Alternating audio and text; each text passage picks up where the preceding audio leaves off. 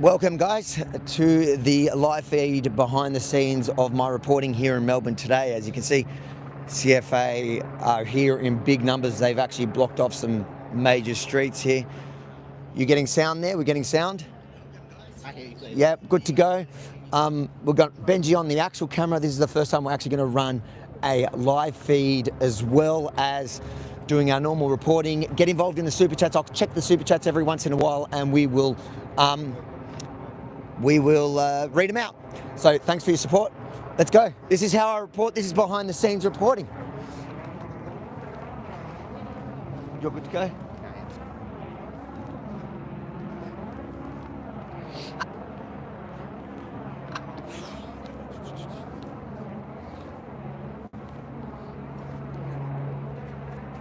You're a wider shot, so capture. No, don't just.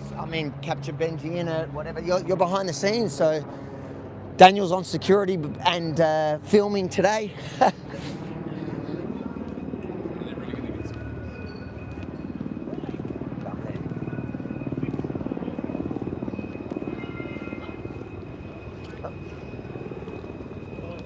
you can see there's heaps of CFA volunteers here at the moment. Yeah. Let's go. Focus on us. Have us both in frame unless there's something in B-roll worth getting. How you doing, lads? Where we're supposed to be going? Well, I'd say Parliament, right? I'd say so too. Have you been to Parliament before? Not for a long time, mate. Yeah. First time for me. First time to Parliament? First time to Parliament. First time protesting? It is. Well, it's not really, I don't want to say it's protesting. I suppose it's just making our aware of our cause, I suppose. But I won't have a chat though. I appreciate it. Okay, no dramas. Good luck. Thank you. Don't tell me you parked illegally though. No, of course not, man.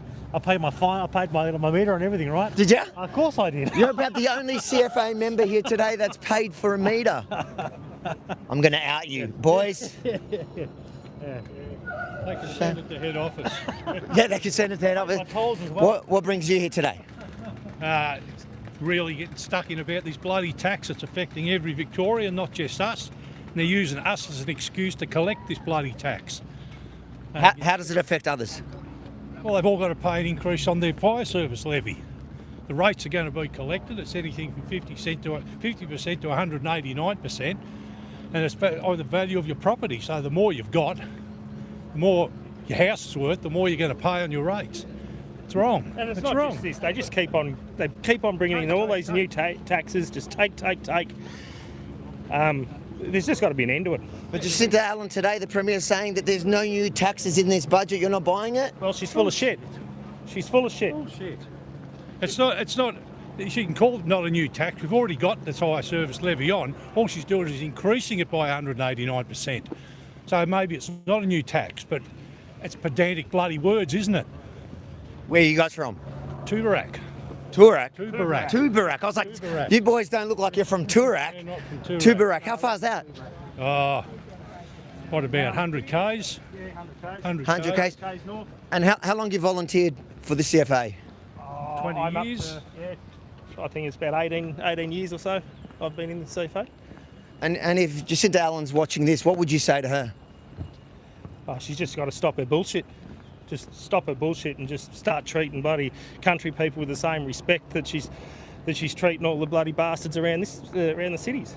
Why do you think she's treating you guys differently? Well, because we're an easy target. We're normally the ones that stay quiet, and we just sit down and take it. Well, we're overtaking it. Let's show her that we're going to stand up and actually bloody fight for what we think's right. Have you come here before to protest? Never protested before, but I'm really passionate about this one, and I need to get out to people that this has to change. This government has to change. Thanks, mate. Good luck.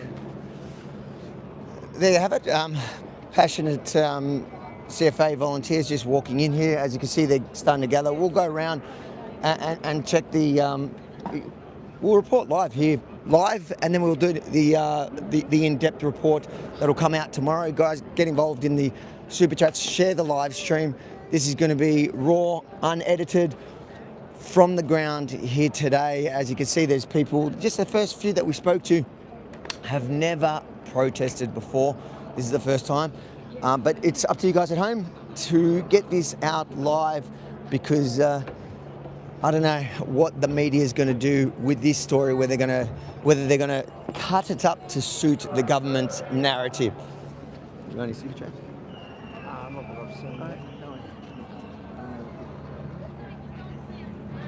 Oh yeah, you're getting comments.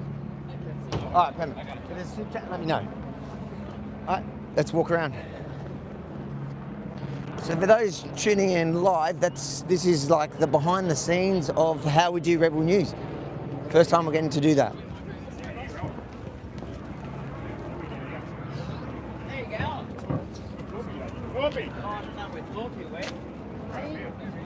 Come around here. Let's try to get as close. You good?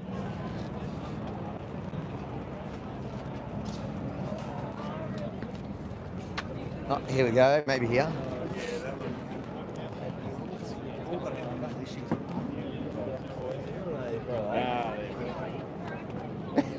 Hey, brother, how you going? I didn't see you the other day. Me? Yeah. I'm too short. I saw him. You saw him? Yeah, I saw him. I was like, where the heck are you? I'm too scared to go out nowadays.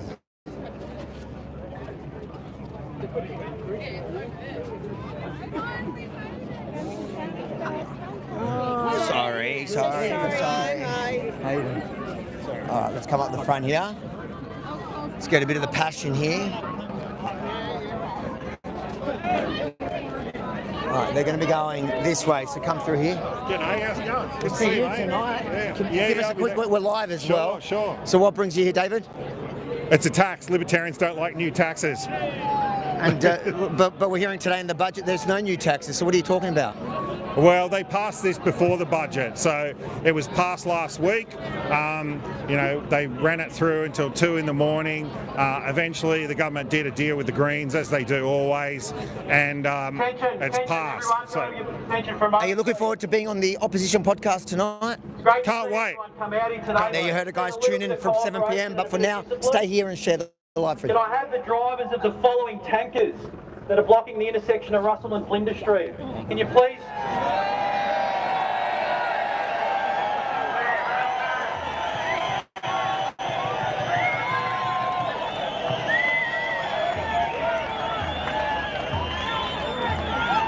Yeah, love the noise, that's what we want, but you are blocking the intersection that's preventing trams and cars getting through.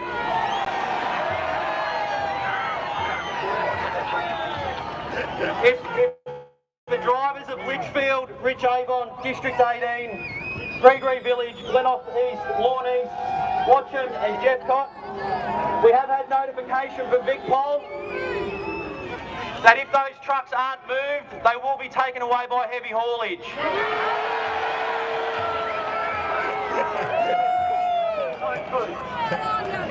That's kind of why they're here, right?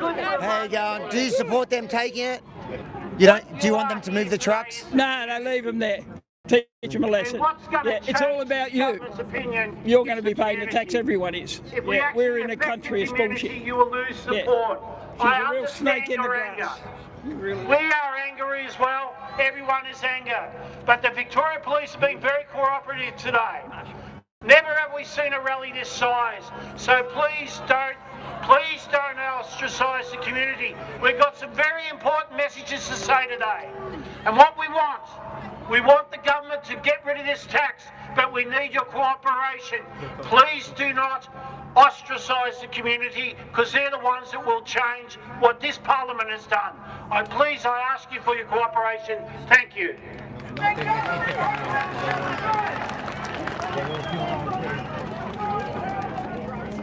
All right. Okay, all right.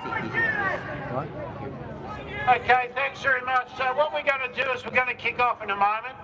We're going to talk about why we're here today. Both Andrew and myself and the committee of Boeing come together and been working night and day so as that you can make your protest known. What has happened over the last couple of months, since this announcement was made before Christmas, has been very, very wrong. I just did an interview on 3AW, and everyone in the community is affected by this.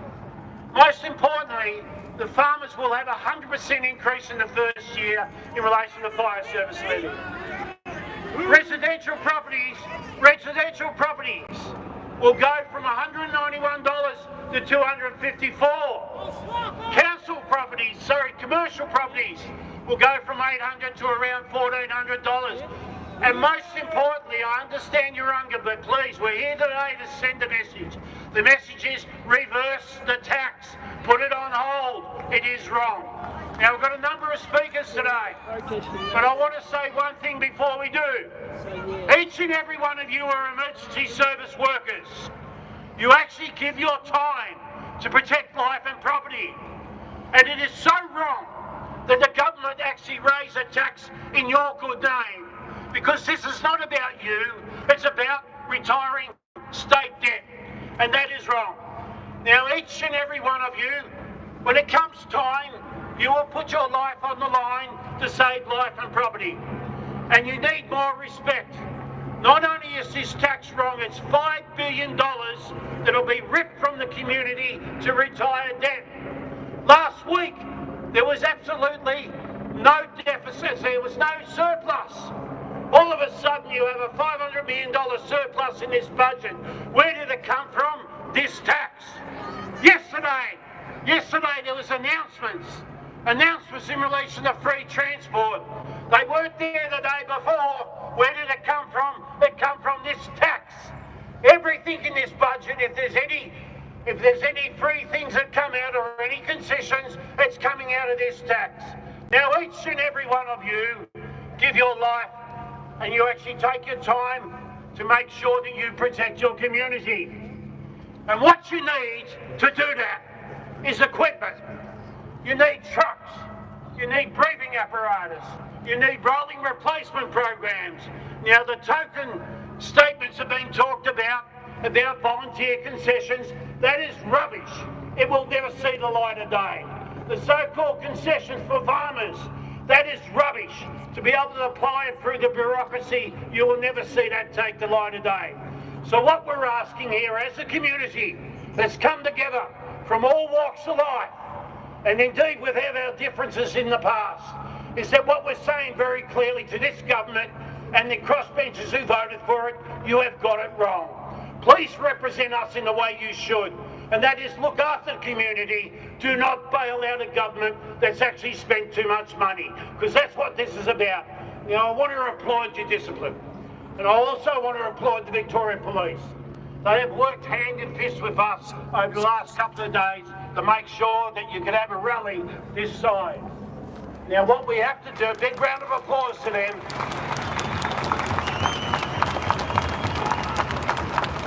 I'll let Andrew say a few words because he's our coordinator on this. But what I want you to make sure you do, you are highly respected. The most respected profession in the community, time and time again. Do not damage that reputation, because what we want today is this tax to be put on hold. We want it to be rescinded. We want a parliamentary inquiry, and we certainly don't want farmers being pushed to the brink where they can no longer do it any longer. We do not want rents going up. We do not want commercial enterprises folding because of this increased tax. Now, let's call it what it is. It is a tax. It is not about emergency service workers or volunteers. It's about retiring dirt. It's about retiring debt. So come clean on that. We're asking for one thing. You're the government of the day. What you're seeing, every walk of life, every industry, residential, commercial, regional, primary production are all affected by this tax. And I'll say the last thing before I introduce the other speakers. Thank you for coming together. Some of you are left there at 1 a.m. in the morning to come and have your say. Some of you have actually given up your day where you could be doing other things to come and have your say. The very least we could have from the government is that on the budget day where they talk about a $500 million surplus, please call that for what it is. It's being paid through this tax. Thank you very much. I'll introduce the speakers. Remain strong, remain disciplined. It's not just one protest. There'll be a continuing activities along the way to make sure we get that parliamentary inquiry. And what can be done? Could we actually put a moratorium? Do not give it royal assent. And again, once again, I thank the Victoria Police for their tolerance in making sure we can come together. I'll hand it over to Andrew, and then what we will do, we'll listen to speakers who will tell their story about how they're affected by this tax. I'll say it one more time, not in our name. This is not about volunteer and emergency service workers. It's about retiring debt. Call it for what it is, and that's what it is. Thank you very much.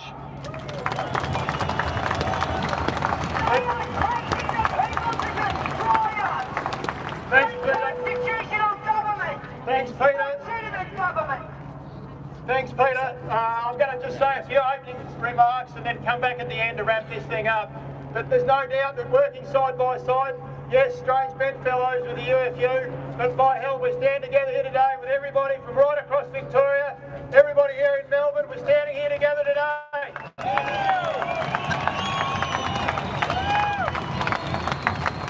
I'm also very proud to stand here today to introduce to you the leaders of the coalition here in Victoria, to make a very special announcement, I believe, to the communities here in Victoria as well.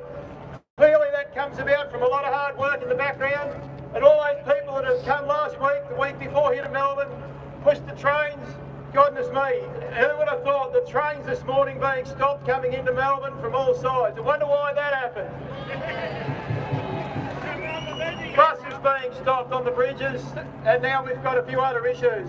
I would actually, just as one housekeeping, I know Region 18, those trucks are yours on those streets. Could you please move them, just so that we can get that traffic through for the moment? We know what's going to happen after the rally, but please, for the moment, move them where you need to move them so that we're not holding up the city. Okay, I'd now like to very warm welcome to the leader of the Liberal Party, the coalition here in Victoria, Brad Batten. Thank you very much, Andrew, and I'm standing here with Danny O'Brien, the leader of the Nationals, and many of my colleagues from the Liberals and Nationals. And I acknowledge exactly what Peter said when he spoke about trucks and equipment. But there's one thing he missed off the list. You cannot fight a fire without people. And it's the people in this crowd that are farmers that have come across the state to stand up against this rotten tax. And we know we've got a government with tunnel vision. All money going into one project, and they're going to tax each and every Victorian. And that is why we are listening. And we've been out and speaking to you, and I will make the commitment to you that if we are elected on November next year, the Victorian Liberals will scrap that tax and hand that money back to Victorians.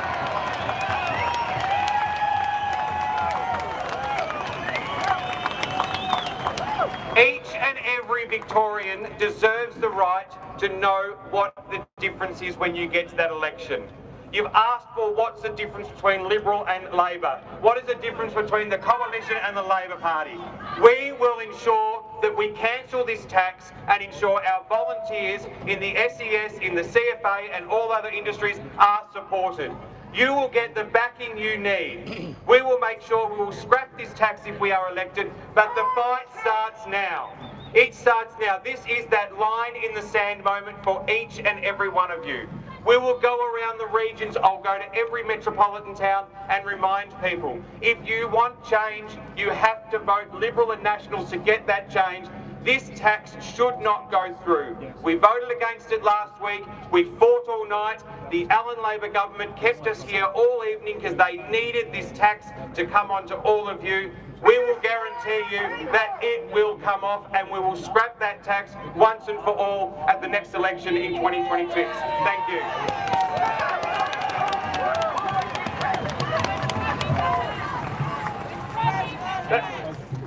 Thank you, Brad. Thank you particularly to all of you for coming out. For those who came here Friday week ago, last Tuesday, and are here again today from all around this great state, you're sending a very strong message to the people that are in there. You're sending a very, very strong message in there that you want them to scrap the tax. We, as Brad has said, this is just the beginning. We've got 18 months to the election in November next year. We want to scrap the tax. We've got to scrap the government that goes with it. Thank you for coming. The Liberals and Nationals will scrap the tax. All right. Thank you. Thank you very much. Thank you, and thank you to Danny and to Brad. Thank you. I also just want to acknowledge in the crowd, we've got David Limerick over here and Jeff Borman. They voted against this tax. So even though you're only a minor party, a big round of applause. Also, One Nation voted against this tax. I can tell you though, in relation to the others that voted for it, they actually tried to do the right thing, but the political pressure's huge. Now let's not talk about that. Let's talk about where we're going in the future. We're going to get this tax removed. And each and every one of you will do that. Now I want to introduce the next speaker. It's leading firefighter Lachlan Butterfield. If Lachlan could come up. Lachlan will tell you about his story. The other speakers, if you could actually just make your way around to the back of the speaking platform, that'd be good. And as I said, congratulations, remain disciplined. You are the highest respected profession, time and time again. Do not damage that. I'll hand it over to Lachlan. Over to you, Lachlan. Thank you. Thank you everyone for coming out today. This is great to see so many people here today. Give yourselves a round of applause for it!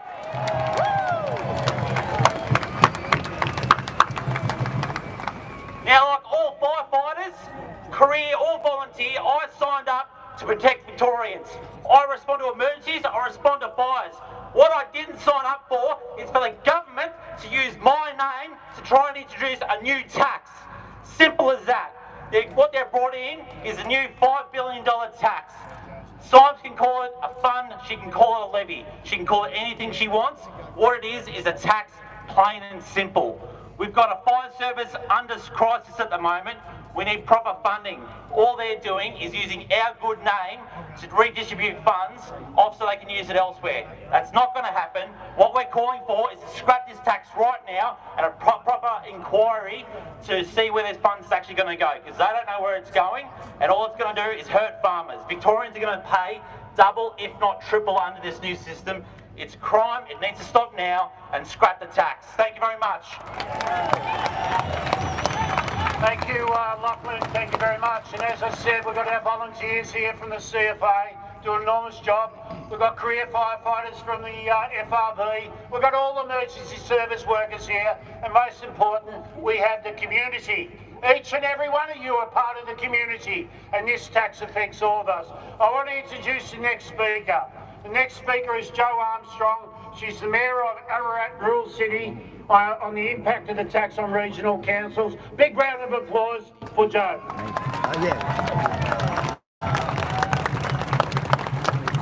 Thank you everybody for turning out today. What a massive effort, and I'm not surprised because this travesty of a tax is going at the very, very heart of our communities. It is sucking the money away from our local economies.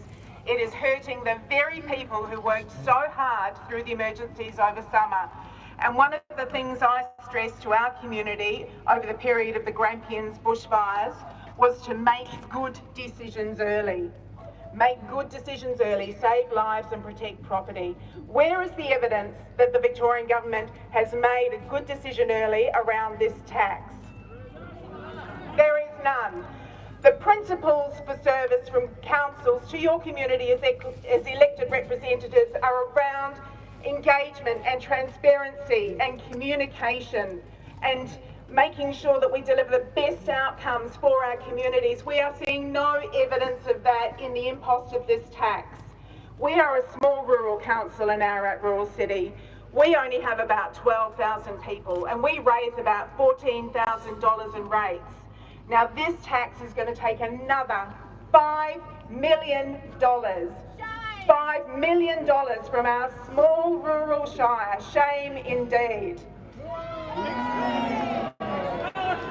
That is equivalent to basically the suburb of Essendon. There are about 12,000 people in Essendon. Imagine if you were an urban community and you had $5 million being sucked out of your local economy. How are our sporting organisations going to cope when people are unable to participate because they cannot meet the cost? How are volunteer organisations going to cope when the goodwill that supports those organisations cannot be sustained? How can people on fixed incomes cope when they are already at the brunt of the cost of living pressures and there is no room in their budgets to be able to meet this cost? How are renters going to cope when landlords are unable to absorb the increased cost of this tax? It is completely unfair, and councils are so vehemently opposed to this tax. How are councils going to administer the cost of collecting this tax? It's not right that councils collect this tax. It's a state tax. Now, the previous iteration of the tax as a fire services levy was it had been taking about $2 million out of our community, and a small council could cope in handling that. But to bring it in with no modelling of the effect on our community, no regard for capacity to pay, and no commitment to ensure that we're actually going to get the monies back into our community, is just appalling. It's a travesty of a tax. Thank you so much for coming along. Let's defend our community. A big round of applause for Joe. But as you see, that's just one section of the community that is actually impacted so profoundly by this tax. And now our next speaker is John Bennett. John is a farmer from the West Wimmera Action Group on how the tax has killed the culture of volunteering in rural communities. I'll say it again. Career firefighters get paid, they do a great job, I'm very proud of them. Volunteer firefighters do a great job, they do their time. They're now by default being asked to pay to do that job, and that's got to be fundamentally wrong. So a big round of applause for John. Thanks, Peter. I'm farm at Convoy in the far west of the state. Convoy is a little town with a big heart and a population of about 900 people. I'm not here for me, I'm here to represent my community. That's the 20-something-year-old farmers like my daughter and son and niece and nephews and the young blokes over the road. It's the farming women like my wife and their counterparts. It's the shopkeepers, it's the council workers, and it's the people that front up to drive the ambulance, work at the SES and the 8 or 9 rural fire brigades in our district. Volunteering and cooperation are deeply embedded in farming communities. This unjust tax threatens to unwind that spirit of cooperation. The West Wimmera Shire, population 4,000, next year will unwillingly raise $4.5 million with no accountability. That's $4.5 million that will leave our small community, that won't walk down the aisle at the local IGA, won't support a local business that provides jobs for our kids. And that's at a time when regional Victoria has never been more neglected and more desperate for that money to stay in our communities. There's been an enormous amount of political spin around this and misinformation. The Premier's come out and said that volunteer farmers will be exempt from the tax. That's abject nonsense. We'll be up for a small rebate on a tiny portion of our land that will have the same impact on a farming family as taking 1 litre of milk out of a loaded supermarket trolley will have on your grocery bill. Absolute nonsense. The Treasurer's come out and said that nobody in Victoria will pay more than $2 a week extra. A medium farming business in our district will pay $300 a week more. That farming business will pay $25,000 a year, while a residential home will pay less than $500. So basically, the government is tasking us to pay an unjust tax, a disproportionate amount of unfair tax to actually do a job that we're currently doing for nothing. All the emergencies that we turn up for are on public land in our region, on a railway line, on a road or a state forest and national park. A recent fire in our district that burnt 90,000 hectares of a national park due to state mismanagement. 25 local volunteers fed 270 firefighters meals in one night of that fire. People that turn up from tiny little brigades all over the state with names that nobody in government here would actually know where they are, all for free. When we turn up to a road accident, a family travelling between Melbourne and Adelaide on our highway, we don't ask, where are you from, who are you, and how much money have you got? We help. And when we turn up to a house fire, we don't say who owns the house, who owns the land. We just help, and we help for free. There'll be trucks left here in front of Parliament House. Nobody in here has got the skill to turn them on, let alone a licence to drive them.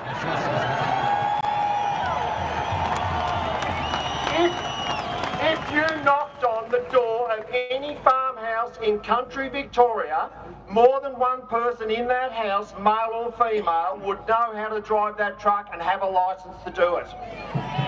They're the skills that we provide for free, which the government is absolutely taking for granted. So the economic logic of this policy is deeply flawed, and the social justice component is completely missing. Victorians have got a very fair view of what fair looks like, a very strong view of what fair looks like, and it doesn't matter whether you live in Metro Victoria or you live on a farm or what part of the political spectrum you occupy, Victorians know that this isn't fair. I call on the Premier to put a moratorium on this legislation, own up to your mistake, do something better. The rest of us actually own up to our mistakes on a regular basis, and it may actually create some goodwill.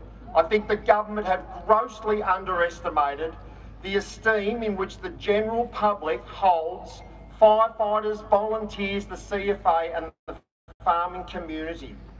So if you live in Melbourne, Bendigo, Ballarat, Geelong, make your presence felt. Help the people and help protect you and your assets. And together, we can make this a way more equitable solution to provide much needed emergency services. Thank you very much, John. Well said. I just noticed then you might want to look around. You see a lot of premises and businesses that come out to see what's going on. Well, what's going on is that each and every one of you are about to get slugged with a new tax. In particular, those premises over there that provide food, beverages, retail goods, you're about to go from $700 to around $1,400. A lot of you are struggling. As I said, this is across our community. The rich tapestry that makes Victoria so proud is being very much assaulted by this tax. Our next speaker is Brett Hoskins. Big round of applause. Brett's from the Victoria Farmers Federation on the impact of the tax grab on farmers statewide. Proud of each and every one of you. Good morning. Last week was a pretty tough week to be a farmer in Victoria. Between this levy going through, between a drought relief package that didn't really provide any relief at all, and then a transmission plan where the government wants to take away our rights to our property and fill it with power lines and renewable energy without treating us as partners in that. It's been a tough week to be a farmer for sure. And I just want to say to all the farmers that are here today that we see you, we hear you, and we're listening. And we're making sure your message, your voice gets to the government. Whether they listen, whether they see you, whether they care, it doesn't really feel like that at the moment. We've got some challenges ahead in the farming community, this levy being one of them. We've got farmers who have walked away from their businesses today to come and be here today. They should be carting water for drought-stricken livestock. They should be sowing crops. They should be shearing. They should be, feeding. Feeding. I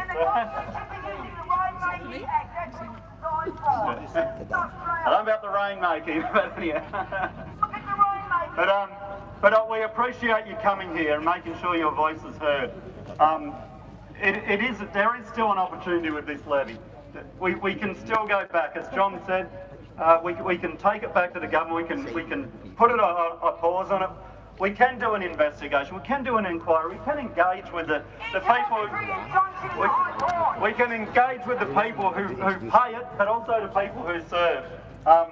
It's incredible that every summer our volunteers, our CFA volunteers, walk away from their businesses to go and defend their communities. They're the ones that stand between a fire and their businesses, their communities, their families. It's the fire, it's them, and then all of that behind them. Today there's another fire coming for your businesses, and today what's really good is that you're standing here defending your businesses, your communities, and your families. And I just want to say a really big thank you for all of you. It's time we scrap the tax. Thanks very much, Brett. And Brett has articulated very clearly. And again, I'll just remind us that every bit of this rich tapestry of our community is affected by this tax. The sad thing is, and the most tragic and unfounded justification possible, is those who are actually most vulnerable at the moment, being the farmers, they're going to get the 100% increase. How does that work? That's the first year. That's the first year. And can I say very clearly, again, all those businesses that come out to have a look at what's going on, you're about to get slugged with an extra $800 or $900 as a result of this tax. Our next speaker, a big round of applause, is Kate Lancashire, Ballarat business consultant on how the tax grab affects local business and the communities they serve. Big round of applause for Kate. I've just been reminded that it's 150% farmer increase. Yeah, right. Yeah. I'm here today not only as a concerned citizen and the mum of farmers, but as someone who works closely with businesses and farms across the region and beyond. As a consultant, I spend a lot of time on the ground with people who drive our local economies. Business owners, family farmers, and regional employers. I can tell you with confidence, the introduction of the new fire services tax is already sending shockwaves through these communities. Our fire services are essential. Their role in protecting lives, property, and the entire communities cannot be overstated. They deserve to be properly funded and supported, but the model of funding being proposed through this new tax is flawed, and it's going to hurt the very people who can least afford it. In my work, I see the numbers behind the headlines. I see how small changes in cost structures can make a big difference to a business's viability. For many business operators and farmers, expendable income, that little bit that's left over after the core operational expenses, is tight at the best of times. When the buffer shrinks, decisions have to be made, and often they're not good ones. That can mean delaying essential maintenance on machinery, which compromises safety. Holding off on hiring workers, cutting back on local suppliers, scaling down reinvestment in the business. Every one of these decisions has a knock-on effect, not just within the business, but across the community. Machinery suppliers, fuel and fat suppliers, local retail businesses, and also impacts the monetary support the community can provide to sporting and other clubs. I'd also like to remind everyone that the CFA volunteers raise $1.8 million for the Royal Children's Hospital appeal every year.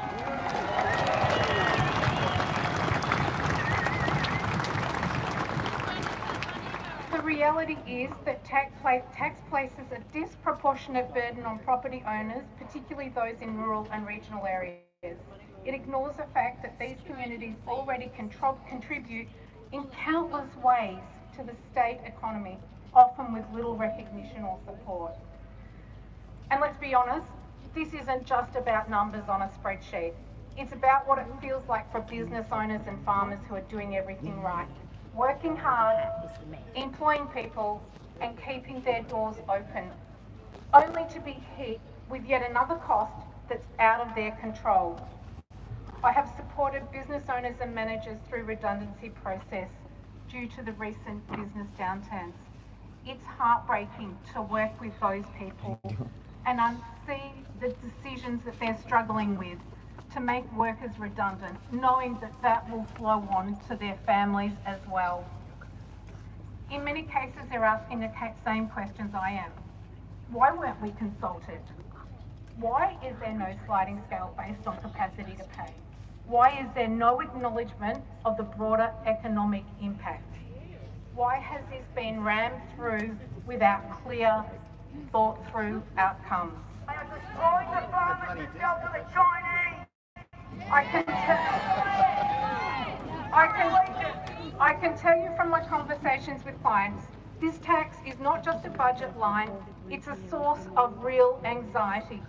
And it's a tipping point for many who were already struggling to stay afloat after years of rising costs, workforce shortages, and weather-related setbacks. As someone who works every day to help businesses build resilience and plan for the future, I can say with certainty this levy, in its current form, undermines those efforts. It's not sustainable and it's not smart policy. Let's keep pushing for a more balanced solution, one that supports emergency services without sacrificing the livelihoods of those who put food on our tables, hire local workers, and form the backbone of regional Australia. Scrap the tax! Alrighty, thanks very much. Before we go to the next speaker, it might be worthwhile just to actually send that message, scrap the tax. So, what do we want? Scrap the tax. When do we want it? Now. What do we want? When do we want it? Now. What do we want? When do we want it? Now. What do we want? When do we want it? Now. Well said, and that's just the beginning. It's just the beginning. And, I just want to actually talk about something that it's easy to actually try and spin everything and say, oh, well, that's just the union, or that's just the farmers just complaining. But it's really hard to actually talk against your own document. What I have here is a comparison of rates levied under the 2024-25 fire service levy, as proposed by this tax, the 25-26. Now, this is a Treasury document. It's not a UFU press release. Certainly didn't come from the volunteers and it didn't come from the farmers. So let's just talk about it. Why the media is here, so you understand very clearly. This is the government's document. Residential, currently 191. First year it'll go up to 254. Residential non-primary place of residence, 191. It'll go up to 254. Commercial, 748, it'll go up to 1,240. Industrial, 859, 1,247 it'll go up to. Now let's talk about where the biggest hit is, and probably what has actually affected us the most, and why the community has come together in so profound numbers. Primary production, currently 621, will go up to 1,299. A more than 100% increase. That is clearly wrong. Now there's lots of text messages coming in, and they're talking about the increase that will actually flow on to renters. Talks about the stress up in the rural community. And I hate to talk about it, but the number of people who are taking their life because it's just got too much. We really just need to rethink this. It is wrong. And again, before I introduce the next speaker, not in our name. This is not about emergency service workers and volunteers. It's about retiring debt. And that is shame, shame, shame. Alrighty, our next speaker I'd like to introduce is Pat Miller, CFA Group Officer of the Y Brigades. Welcome, Pat. Thanks, Peter. Obviously, great turnout today, and so good to see so much support for this absolutely devastating tax the Allen government's placing on us. I represent our Westmere Group Fire Brigades. We've got 11 tankers down here today. Give them a shout out, boys.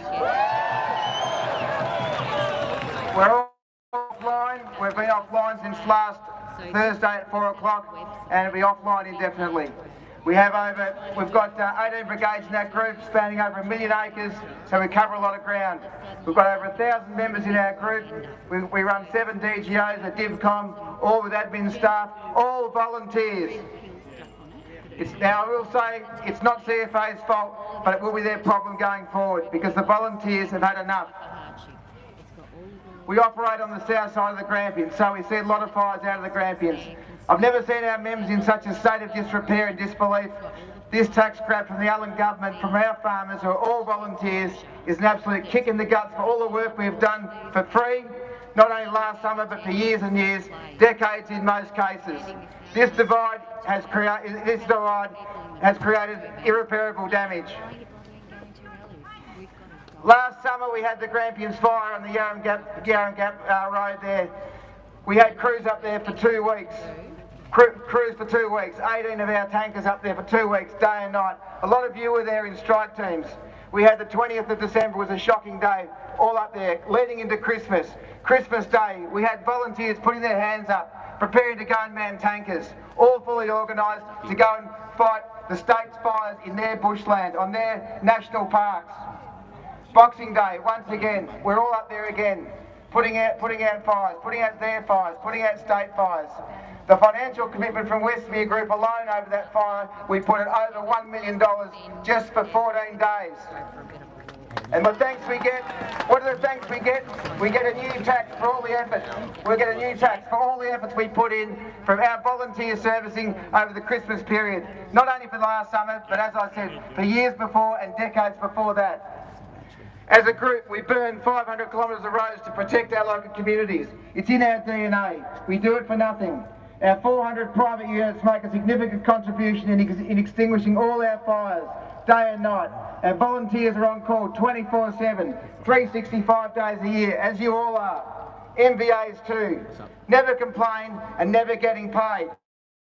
Why change all this? Because you can't manage money. The government cannot manage money.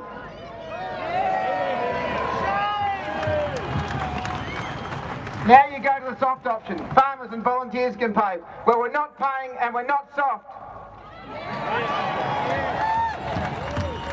The government obviously doesn't realise we're the ones putting out their fires. Mount Luber in the Grampians 2006. Pomona, Bay&D, which is the Mount Cole Raglan fire in 2024. As I said, the Yarram Gap fire 24-25. Wallaby Rocks fire 25. Little Desert, as John alluded to, in 25. All volunteers manning trucks all across the state. Black Saturday in 2009, strike teams from our group, all volunteers, all across the state going to the 2009 Black Saturday fires. I can't see that commitment ever again. All your national park fires that we volunteers have been put out, they spread from the park. More mismanagement. The Grampians has burnt twice now in 18 years, spilling into private country. Aren't the Greens doing a great job too? Nothing learned from 2006, let alone the 2009 Black Saturday fires. Our local Labor MPs, our crossbenchers.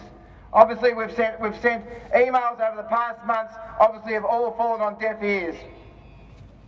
Obviously, they don't have a conscience. No. The cost of living and mental health. I've never ever been so front and foremost in the bush at the moment. Cost of living and mental health. Australia puts it high on the radar. The highest two on the radar. All the pre-federal election, the highest two things on the radar. And now, cost of living and mental health. How do you think we're going? We live in Australia too, and the cost of living has gone through the roof, and mental health is an all-time low. So many pressures on, and you introduced this tax. So wrong. It's your choice. It's the state government's choice to leave this state unprotected. It's not ours. You haven't consulted, you haven't listened, you just don't care.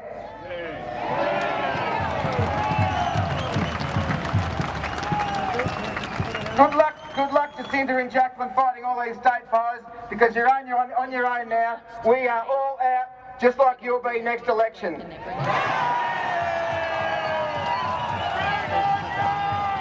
All right, thank you very much.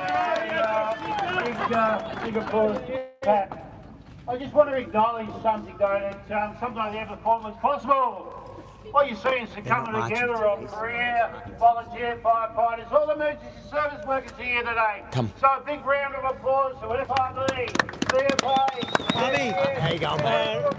Really great to meet you. Good to meet you, mate. Are you the current mayor of Mansfield? Do you want to come back? I'll do interviews now while they're talking because they're not marching today. So do you want to come just back there a little bit? Come. What you want, what you need is support from your government. You don't want to be used as a guide, as a shield to raise money. Come. So we get out of their way a little bit. How you going, boys? How you doing?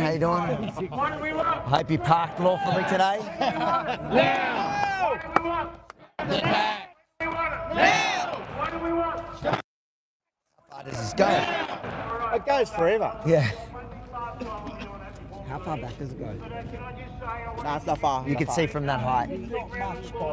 How you going, mate? You good? Come.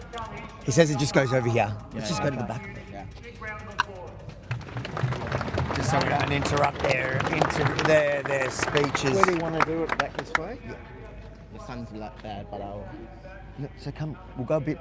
Is it just over there? Oh, it just ends here. Come. Sorry, we just don't want to interrupt him. There you go. There you go. Come here. This way we can go. Come here. This will do. This way? No, we don't. Go this way though. The sun's better. No, in the shade. Oh, in the shade. Oh, shade. Come here. All right. One second. Did you get a B-roll of just the name Turn tag? that one round. Saturday. All right. So actually the mayor now, but so name, title, mayor. All right. What brings you here? Well, Avi, I'm here as Mayor of Mansfield Shire to stand up for my community. We are absolutely opposed to the tax. They have not engaged with local government. You know, local government's the only government with a front desk, and we're going to be in a whole lot of trouble here, Avi. We're going to have people coming into Mansfield to the front desk and probably being upset with our staff. It's not their fault, or because the Labor government want to increase this unfair tax, 189% for farmers and 100% for everybody else. It's unfair. My message here to the government is we don't want to collect this tax. It's a cost shift on local government and it's unfair. That's my message to you, Jacinda Allen. Can local government just say to the government we're not going to collect it? No, we can't. They've tied us up. They've tied us up by legislation. We would have to go to the Supreme Court. We're only collect about 20 million a year in total, $14 million worth of rates. But this tax, on top of that $14 million worth of rates, we're going to be forced to collect $4.5 million extra. That's $1 million a quarter. We haven't got $1 million a quarter, state government, to pay you. We will go broke. Every little shire in Victoria, there's 44 of us, little shires in Victoria. The financial pressure on us will be insane. This is an insane, unthought of tax, and it's just not fair on everyone. The government's calling it a levy and you keep calling it a tax. Why do you think there's a difference in kind of the wording there? Well, they're very good with their words, aren't they, Avi? They're very good, very sneaky with their words. It's, putting volunteers in there and saying volunteers fund. I've been a CFA volunteer for 22 years, fought all the major fires in Victoria.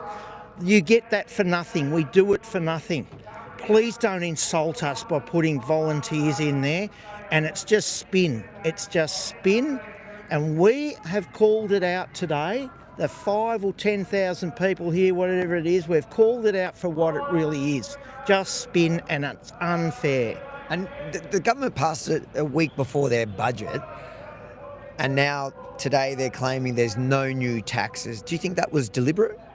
It's disingenuous. They are treating the people of Victoria as if we're dumb. We're not dumb.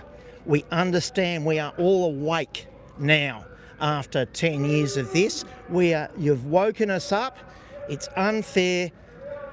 We're not for it. Especially Mansfield Shire is not, and with all the 79 shires of Victoria, we are totally opposed to collecting your tax. Jacinta, get that through your head.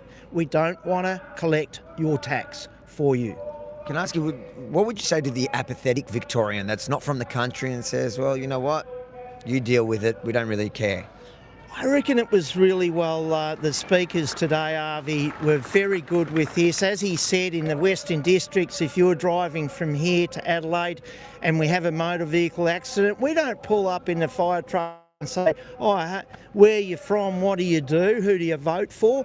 We just deal with the MVA, the motor vehicle accident. Same with the fire. We will turn out and protect your fire, your house, your property. What I say to people is, we love you. We're all Victorians, but just please wake up. This is so unfair. And why are they getting the local governments to collect their own tax? I'll tell you why. Because no one would pay it. If it was the State Revenue Office collecting this, it wouldn't get paid. Simple as that. Yeah, so for apathetic Victorians that think it's not going to affect them, do you think it is going to affect everybody? This will affect everyone, and it's going to affect my children renting houses in Melbourne. So if the rental property goes up, the person owning that rental property, the owner, they're just going to pass on that cost. So let's say it's $1,000 a year, you're going to be paying an extra, $100 a month on top. It will affect everyone. It'll affect coffee, it'll affect meat. What about the farmer out at Werribee that's farming tomatoes? Okay, I was living in Werribee for a couple of years of my life. The people behind us, Italian farmers, immigrants came out here. They're going to get a tax increase of 189%. Is that fair to them? Come out here, work your ring off, and get taxed out of oblivion. Not fair. Do you think the fact that farmers, what do you think the outcome's going to be if it doesn't, if they don't revert it and repeal the tax or whatever? What do you think is going to actually happen to the farmers and so on, and to the CFA? Because I'm seeing two groups here. There's the CFA, there's the firefighters, and you're seeing the farmers. The farmers are saying essentially everything's going to cost more, so it's going to cost more for everyone. What do you reckon is going to end up happening if they don't pull back the tax? Avi, you mentioned the farmers and the CFA. Often they are linked together. When businesses won't allow their people to go off and fight a fire, the farmers are the first ones on the truck. For instance, a strike team, you go away for 24 hours. You know that. The CFA tell you that. It's a 24-hour job. Who else is going to work 24 hours straight? Farmers do. We work all the time. So basically, this is an integration between farmers, ordinary people, people living in the city. Everyone's going to be affected by this tax. And what for? Why? We all know why. Because they're broke. And this is what they do. They increase taxes instead of being smart about it and say we're going to support business with less tax, and that's how we will grow our economy. That's the sensible thing. Jacinta, if the Premier is watching this now down the barrel of the camera, what would you say to her? I'd say to the Premier and the Treasurer, scrap this tax. This is unfair. I think the level of tax at the moment is we can live with that, but to increase it exponentially and especially against farmland, it's essentially wrong and it's un-Australian. And obviously you're the Mayor, so we need to know what makes your Shire so great. Well, I'm lucky to be the mayor of the best shire in Australia. I always say it's the best shire in Australia. We're the second lowest rating shire in Victoria. We're probably one of the only shires that actually believe in Dan Andrews's rate cap. We believe that, and we've shouted that out before. So we're not terribly against everything they do, but we're against this. You know, it forces us in council to look at how much rates and that we're going to rate our ratepayers. For instance, during COVID, we gave a zero rate rise because everyone was hurting. So we worked that and we found savings from within the organisation to be able to support a minimum rate rise. Now, I'm happy, Jacinta, for you to come up to Mansfield and learn all about this, and especially the Treasurer. Learn from Mansfield Shire about how we can keep rates low. Maybe we could help you down here in Spring Street. Do you guys focus on rates, roads and rubbish, or do you get involved in all the woke culture wars? No, we've got Australia Day, and we will always have Australia Day. We will always have Australia Day. I fought in the Australian Army for 5 years. And I'm proud of this country. I'm proud of my people in Mansfield. We love Mansfield. Hey, we weren't here the first people here. The Indigenous were here before us. We recognise that. But there will always be an Australia Day while I'm there. Do you reckon the T-shirt says it all? Oh, pretty much, yeah. I love it, Avi, and I love everything that you do for our community, mate. I'm a big follower of yours. You're a bloody winner, mate. I think I just sold one of the T-shirts from rebelstore.com.au. You'll see the Mayor of Mansfield tomorrow repping one of our T-shirts. With his big cut. They come in, what are you? You're my size. What are you talking about? Extra large. How you going, mate? I want to get a photo with you, brother. Can I ask you about what brings you here? Oh, the protest. Yeah, so tell us. Okay, we'll do a photo. We'll do a photo first. Don't you want the hat on? Oh, not really. Oh, yeah, that'd be right. He's locked it. Listen, he's meant to be security, but I've put him on a camera as well. He's about 10 feet bigger than everybody else. Yeah.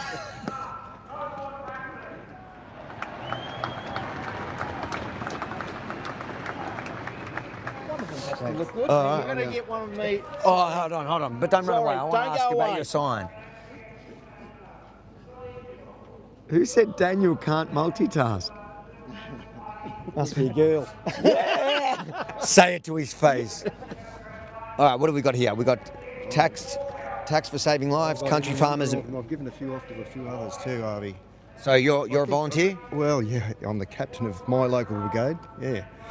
So what's this about? Wichitalas, mate, is our brigade, and we're only a very, very small one. We're 220 k's north of Melbourne. Takes a bit to get country people out of the city, but this has done it. They've just had enough.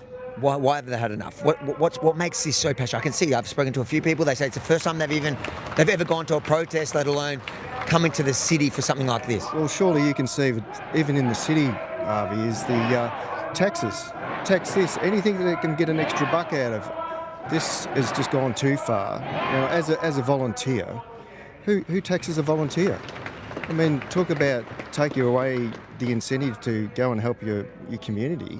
You just said, well, as I said to a person before, I go to a fire, everybody else is running the other direction, and I've got to pay for the right to hop on the truck. It just doesn't seem right. So I think fire emergencies should be in the budget. It shouldn't be a levy, it should be just in the budget. There's plenty of things they're wasting money on, hot water systems for free and all this sort of stuff. There's 3.8 million that's been spent over the last few years just on energy efficient stuff. Honestly. If Jacinta Allen was watching this now, the Premier was watching this now, what would you say to her? Jacinta, you've been out of Bendigo too long. Go talk to the real people. You're really hurting this state. I was always very proud of my state, and I think you would find that here. A lot of people are very proud of their state, and they're starting to lose that pride. I'm thinking about starting up a business selling T-shirts, Harvey. The last one to leave Victoria, please turn out the lights, because that's what's going to happen.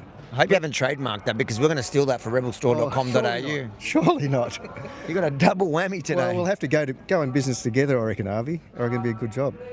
And to the apathetic Australian that's watching this, the Victorian that doesn't feel the pain that you're feeling as a volunteer that's being taxed to volunteer, what would you say to them?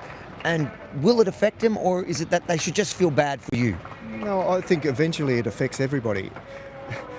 To me, I think you see other countries around the world have been through this and are going through it. And slowly, the more you tax a community and get a state in debt like this place is, you end up like a Venezuela or an Argentina, and then you don't have health cover, you don't have hospitals, everything becomes so much more expensive because everybody's broke. Are you telling us socialism isn't a good idea? Maybe so. I think it's pretty obvious, but take your head out of the sand. People voting Greens still, honestly. The Greens were the ones who pushed this through. The marijuana party, people vote for them as a joke. Take your head out of the sand and see what's going on to your state. You just have to drive around the roads, even in Melbourne. They're falling apart, but you wait till you get out of the country here. Go for a drive. No potholes getting filled in. There's miles and miles of roads in country Victoria. The total disrepair. So our state is going backwards. Take your head out of the sand and don't be so complacent about what's going on. Take an interest, is what I would say. Well, personally, thank you for your service. Thanks for your volunteering. Thanks, brother. Nice to meet you. I really love your work. Thank you. I'll come. We'll go get some more. Let's just do interviews on the outside. So if you're tuning in to the live feed, this is how we do our reporting at a protest. We literally, so we watch some of the speeches, we film a bit of that, and then we talk to the actual people that come to be part of the protest. Now, if you're enjoying the live stream, make sure, firstly, to subscribe to the channel, hit the notification bell so you get our live streams. I'm doing them now almost daily. So if you want to get a notification, if you don't want to miss a thing, make sure to hit that notification bell. And then if you want to support us, I appreciate all the super chats that are coming through. I will read them before we cut out. For now, I just want to get to more interviews before it kind of disperses at the end. So bear with us. Thanks for the support. And if you're on the t-shirt, what was it? rebelstore.com.au. I think we got the mayor of Mansfield, was it? Yep. He's going to be all hooked up with it. Benji, let's... Oh, here we go. Follow you. How you doing, mate? Can you tell us why you happy to talk? No, you're all right. You're all right. Come, let's go around there. Let's go with this sign. Love your work, Harvey. Thank you. Good on you. Can you tell where are you guys from? Southwest Victoria. You a volunteer? Yes. Yeah. So why is it important for you to be here? We're cooked, Harvey. You're good to go through. You good? Go on. Oh, look who it is, Luke. How you going, guys? Give him a high five, quick. High five. Yes. Oh. Dude, love ya. Thank you. Sorry. Not at all. We the conditions we're enduring as farmers are unprecedented where we're located, and we spent days and days in the summer fighting the fires in the Grampians, and we've got so many things working against us, and it just felt like today was a culmination of so many issues that we're facing, and we can't believe the Labor government is so disrespectful and unwelcoming of business and of primary production and of its volunteers, and I'm really concerned about the well-being of the people who are doing the things that I'm doing, and we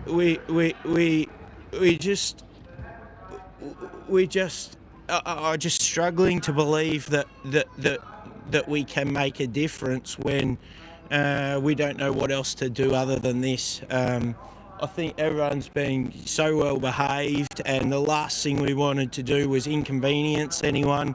but we're just absolutely desperate in the situation we're in, and we don't know what else to do.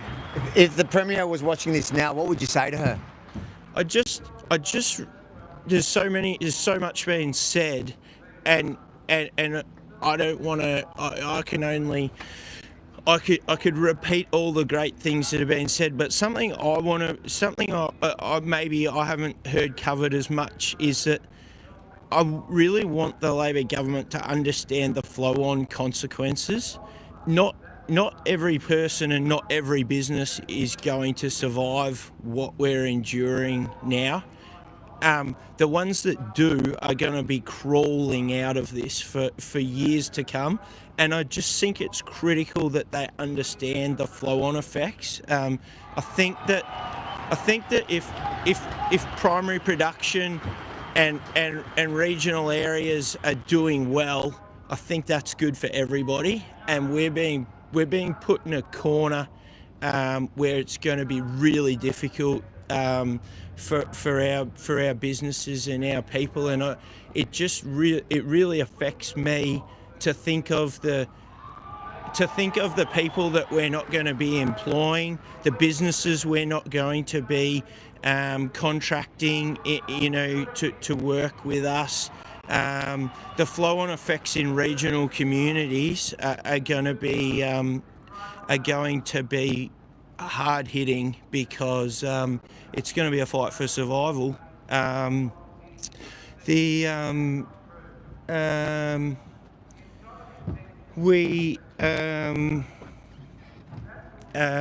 other thing,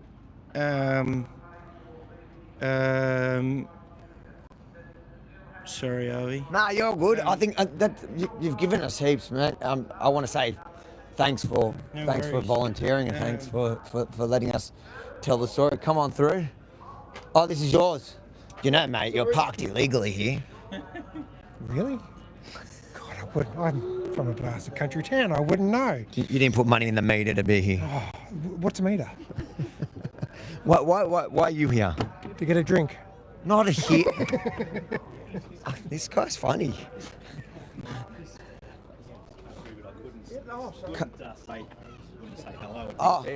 Thank you, brother. Thank you. What drink have you got? Anything that's cold. Anything that's cold? Oh. Here, have you? Yeah, no dramas. So are you part of like a CFA band, or is that just... No, this is just my own, so yeah. Nothing really major, just thought I'd better bring them down and make a bit of a noise. Love it. Where are you from? Vale. Where's that? That's around about 2.5 hours away from here, north in the central. Do you come to protests in Melbourne often? No. Last time I came to a protest was around about 25 years ago, so... So why now? Why not? That's the real thing to it. There's so much at stake here from our farming communities and all that, so yeah. What would you say to the Premier if she was watching?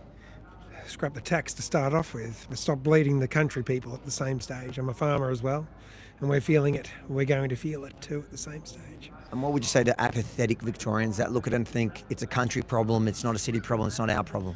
Yeah, sure. That's easy to negotiate in many, many respects. I suppose if you live and breathe of how we live, you might have a bit more understanding. It's pretty tough to go outside and just see dirt. You know, it does something to you mentally, physically, and now financially. So you put all those things together, you're not becoming a very great human.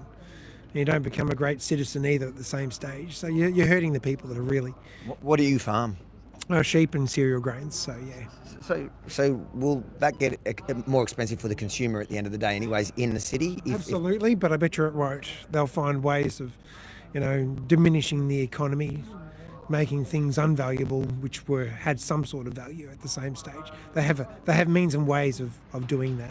Will you survive this tax?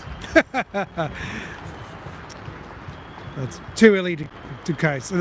It's like people trying to drag money out of your bank balance every day to support the guide dogs and everything else. They keep on taking and taking and taking. How much of that you can take, that's up to every individual. And that's the real backstory of it all. Are you worried that you're not going to? I'm worried that it's going to be a bit harder. My kids will have to do without. My family will have to do without the specific little things. What those are, we don't know. The government hasn't really been very transparent with what this tax actually is. Lots of backwards and forwards. But we're not just fighting for ourselves, we're also fighting for our neighbours at the same stage. Why should we get a rebate as such and they shouldn't? That's very unfair. And the fires don't discriminate in the end. Thank you, brother. Thank you.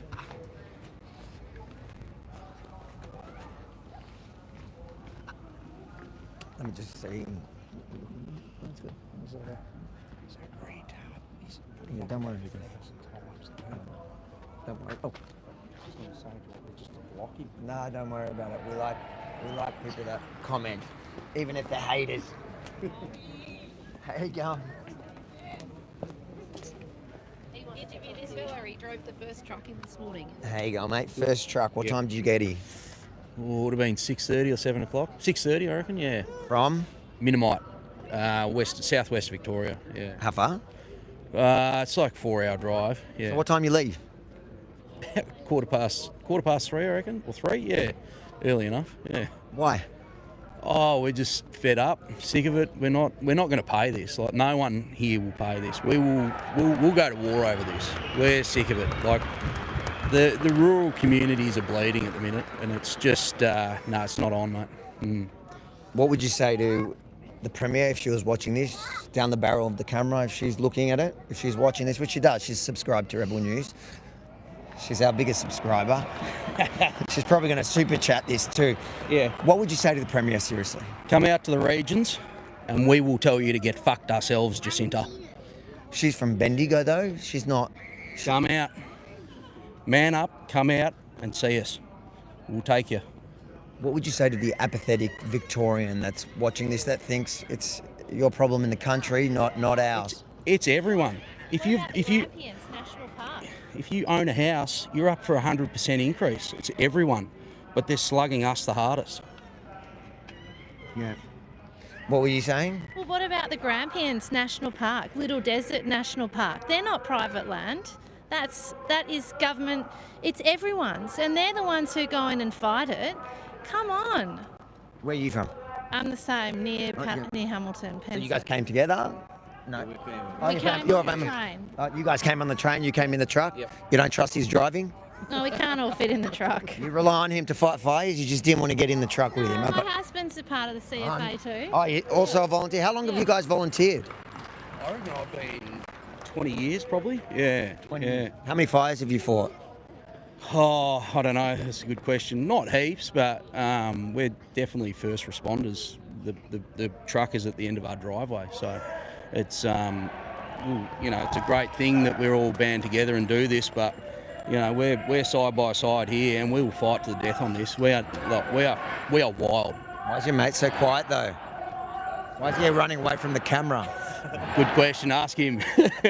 Are you braver with fires than you are with cameras? Oh, look, I tend to shy away from the camera a little bit. Yeah.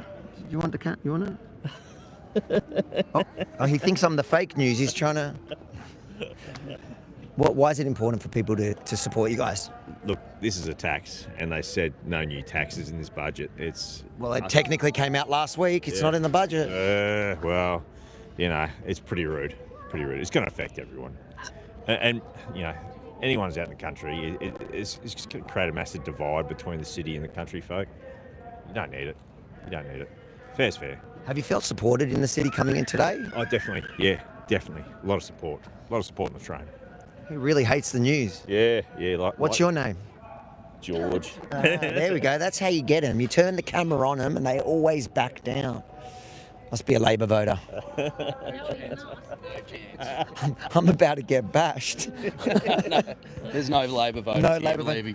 There would not be anyone here that would vote for this disgrace of a government. Now or before? Before would they have? Oh, I doubt it. Highly doubt it. Nah. So the government's... Never again, Is either. that why the government's targeting the country? Because they know it's not really going to cost them votes? We're a minority. Yeah. Minority.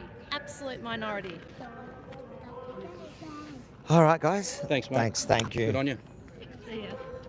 He swore, so we're probably going to get funded, but that's all right. Beep it out, you'll be right. That one's live. Thank you. It's Australia, Harvey, we're allowed to swear. I'm just. YouTube thinks it's not. Hayden.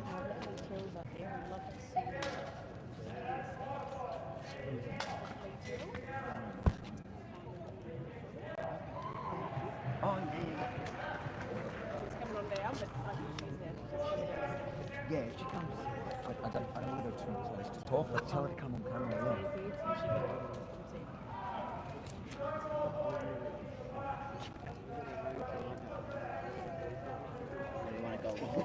Just stick here a minute. We'll do it. We can do interviews here. We've got some good ones.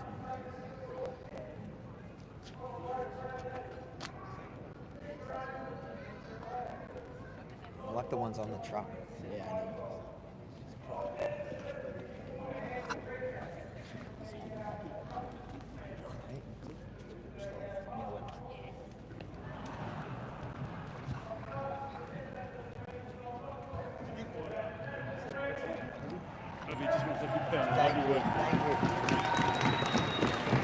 Just coming now. Yeah. Well, where's your member of? Northern Victoria. Northern Victoria.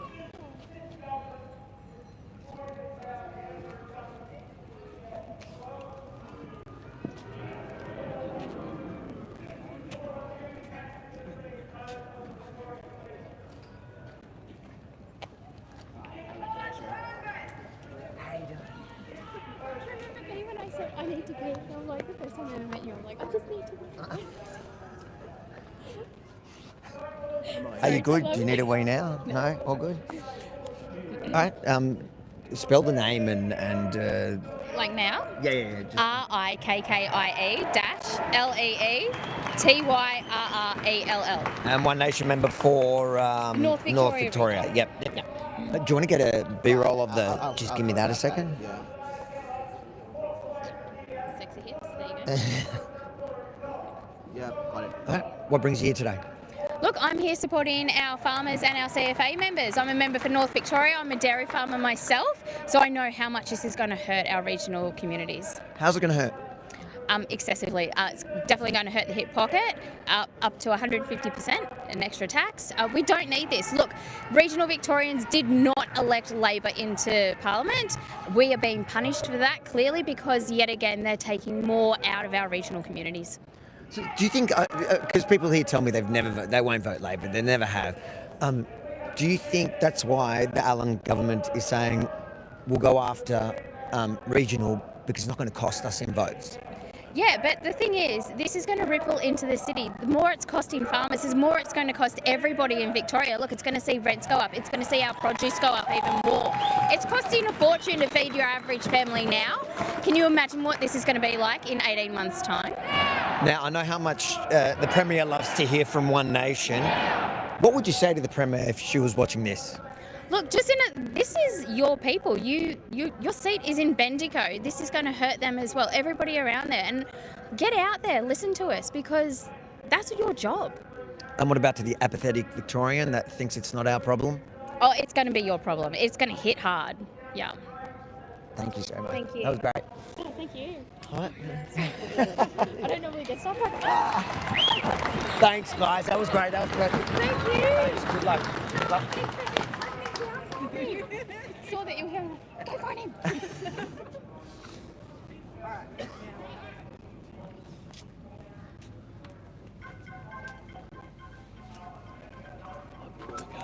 Thank you. Get that?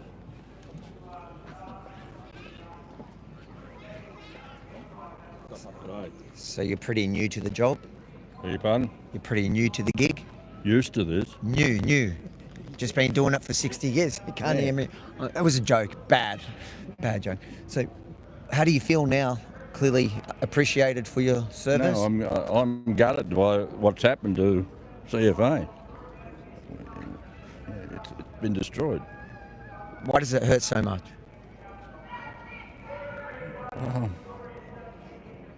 I don't know. It's just a way of life that we put fires out and voluntarily, and I thought it was a good thing. If the Premier was watching this now, what would you say to her? get rid of the tax. Give us a break. And to Victorians that don't think it's their problem, to the city people, what would you say to them? Wait till there's a fire at your back door. Thanks for your service, mate. Thanks, nice talking to you.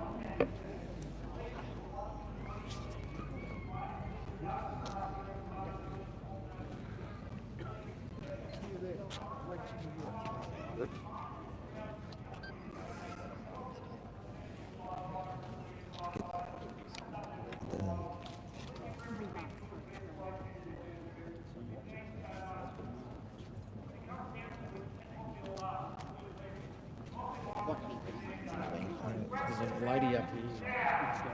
She's got a sign. It says Save the Farms, but a picture of the other side about how many private units. Like our brigade has 2 tankers, but we've got 21 private units. Okay, go. She's just up here about 15 minutes. Okay,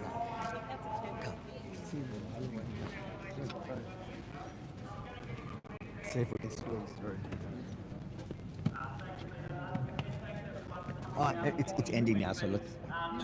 Sorry. What have we got written here? It's not ending for us. Jacinta ripping. What does it say? Guts out of. Read it out for me. Jacinta ripping the guts out of rural Victoria. How's she doing that? It's taxing us, being volunteers. If she was watching this now, what would you say to her? Oh, I wouldn't fit for this microphone, I don't think. This is Rebel News. I'd tell her to get stuffed. I had to pull back. I was worried because it's also live. Yeah. What would you say to apathetic Victorians that think it's a country problem? It's nothing to do with problem. Why? Because we look after. We like to volunteer and look after everyone. So yeah. How long have you volunteered for? Oh, I don't know. I started off as a junior fire brigade, so I don't know, be 25 years. So yeah, something like that. So. Did you park illegally today? No, come on a bus. I'm just handing out fines for VicPol. Thanks for your service, guy. Thank you. Thank you. Thanks. Harvey, which your mainstream media passing you up on the sticks, mate? Yeah, listen, I need a new one.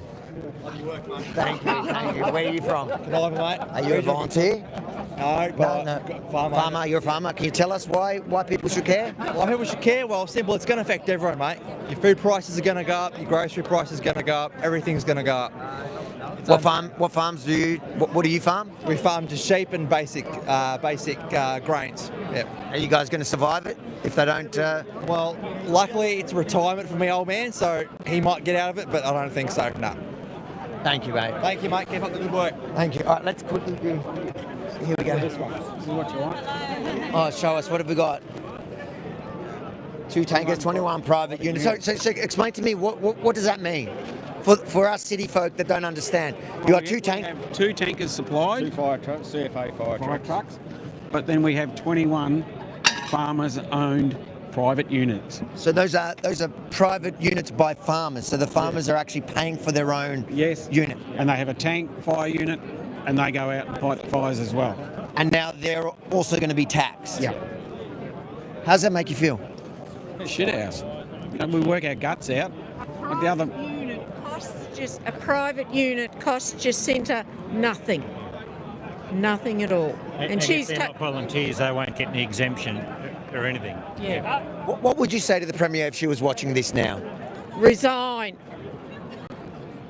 So you're not voting for her next election?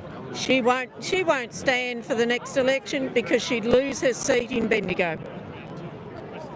Where are you guys from? Pylon. How far's that? Where's that? 80 k's north. I've got a comment. It's bullshit.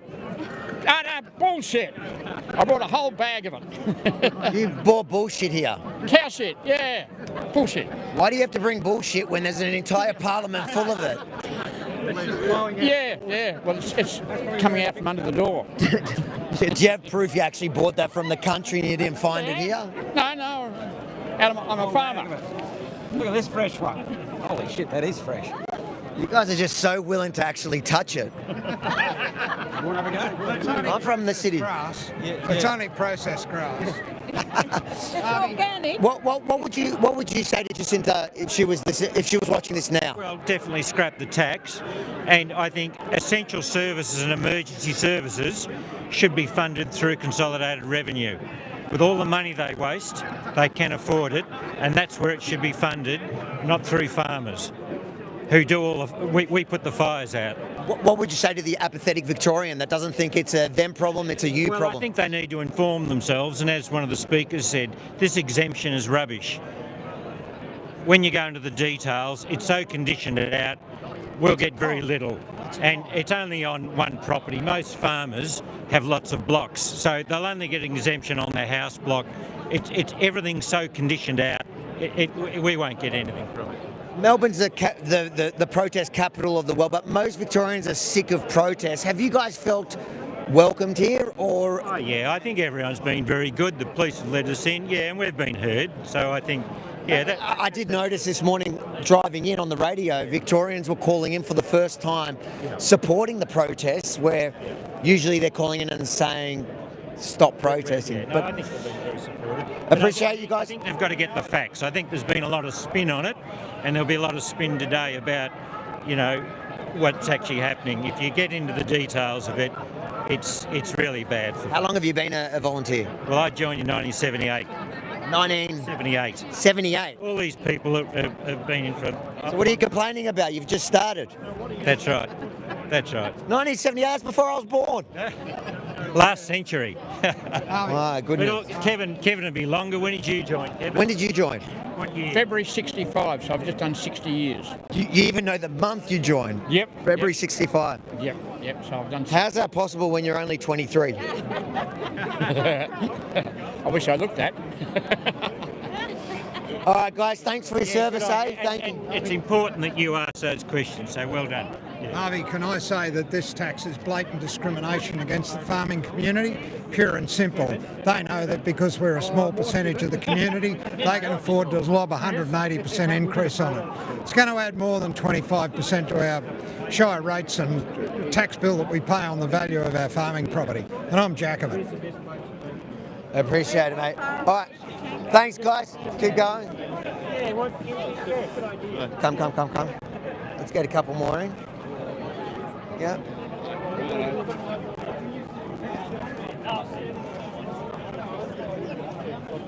And I need to open and a close.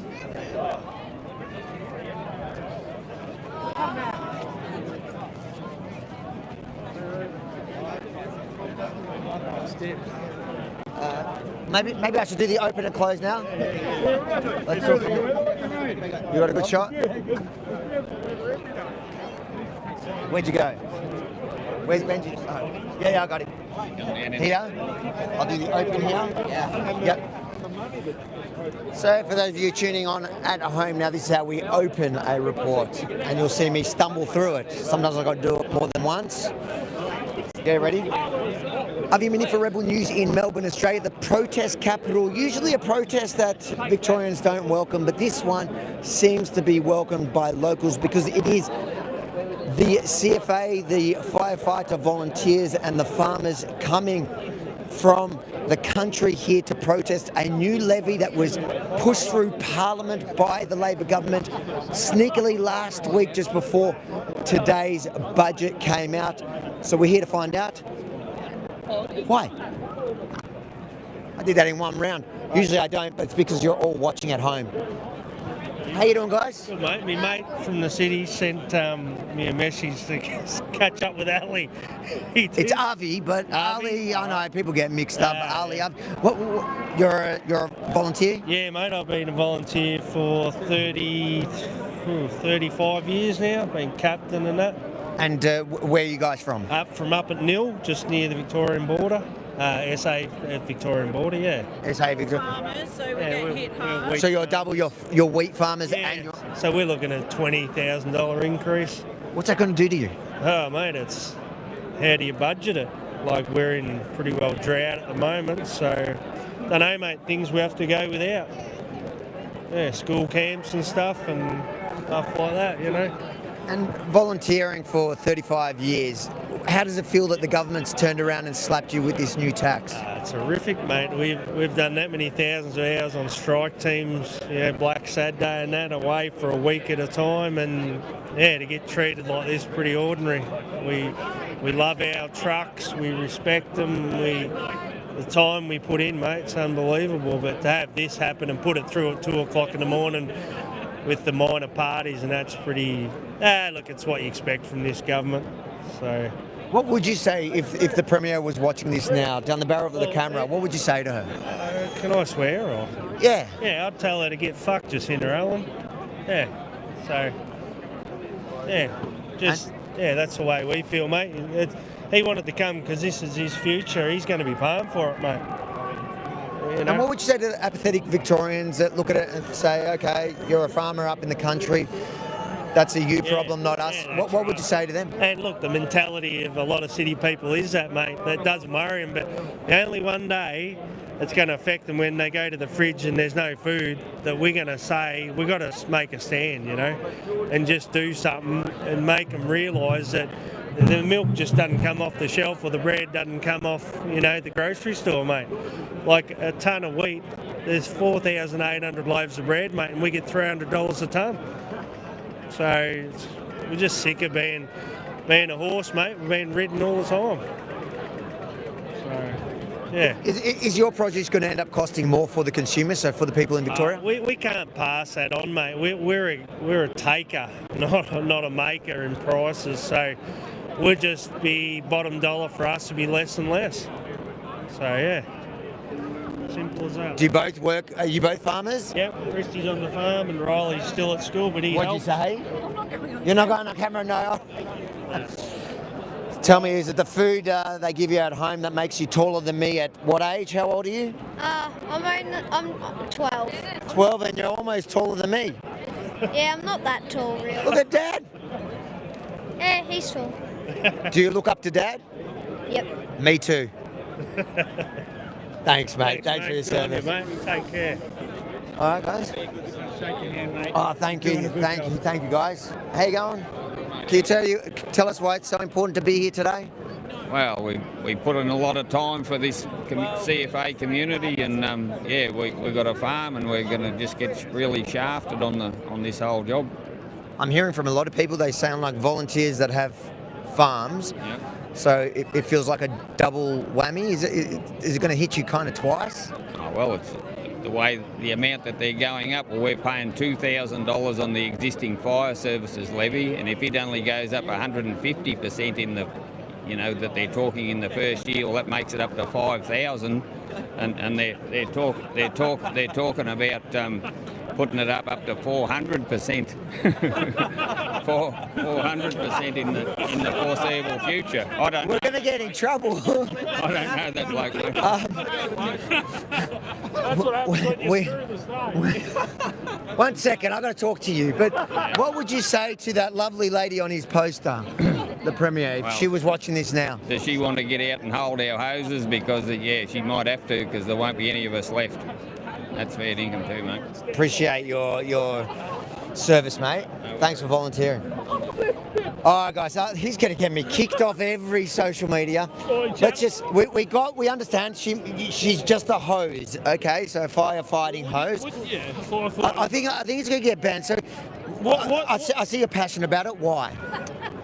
Well, because I'm a fifth generation farmer from around Corimba, and currently our family between us would pay, probably in excess of $5,000 to these fire services levies.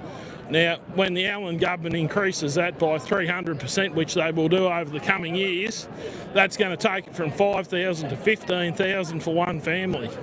Is that sustainable when we give up our time, leave our families in dangerous situations, and most of that's done on public land because of the mismanagement of our national parks and roadways? Have you felt welcomed into Melbourne? Melbourne, people are pretty sick of protests. This one's very different to the normal ones. Have you felt welcomed by Melburnians, city people here? Yeah, I would say they have probably taken it pretty well, really, because we've attended multiple protests around the country on water and and national parks issues, the government locking up the parks at different times and probably different reception. But when you get your emergency services revolting against the government because the government's taking aim at them, I don't think that's in any public person's interest. And my message would be to anyone whose house burns down today because we're here, you can point the finger at the Allen government because we are here. If they just left us alone and let us get on with our job, we would be back in our communities doing what we do. I've never had to self-censor a sign while interviewing. I get that you feel very passionate about it. Why did you choose a specific sign? Did you make that?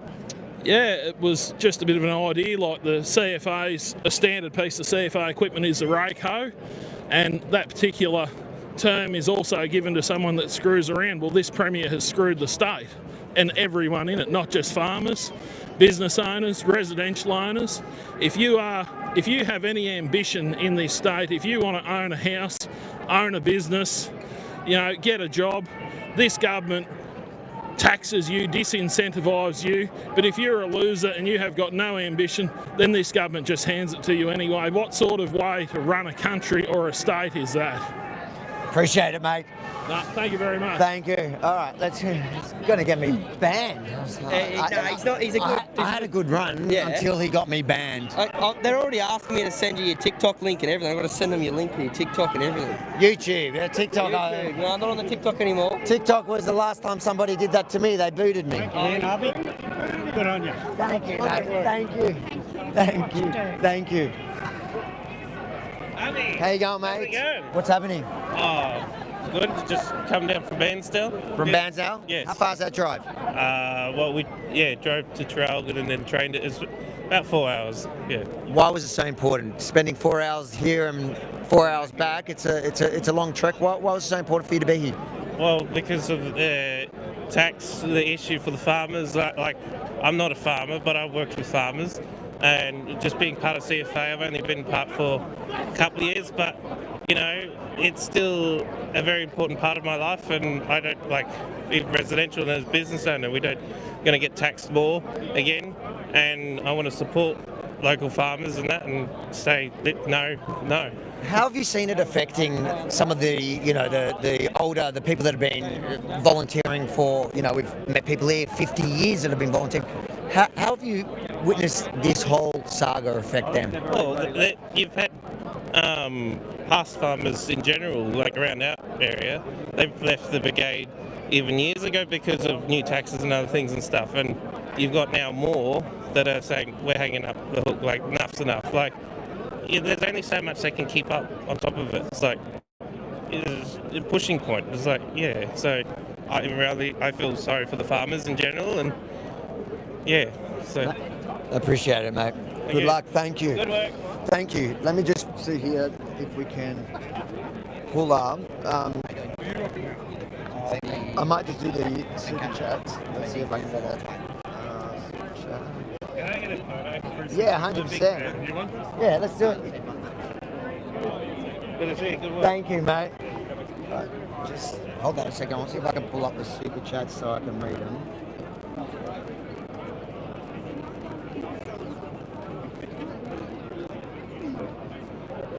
Super chat there.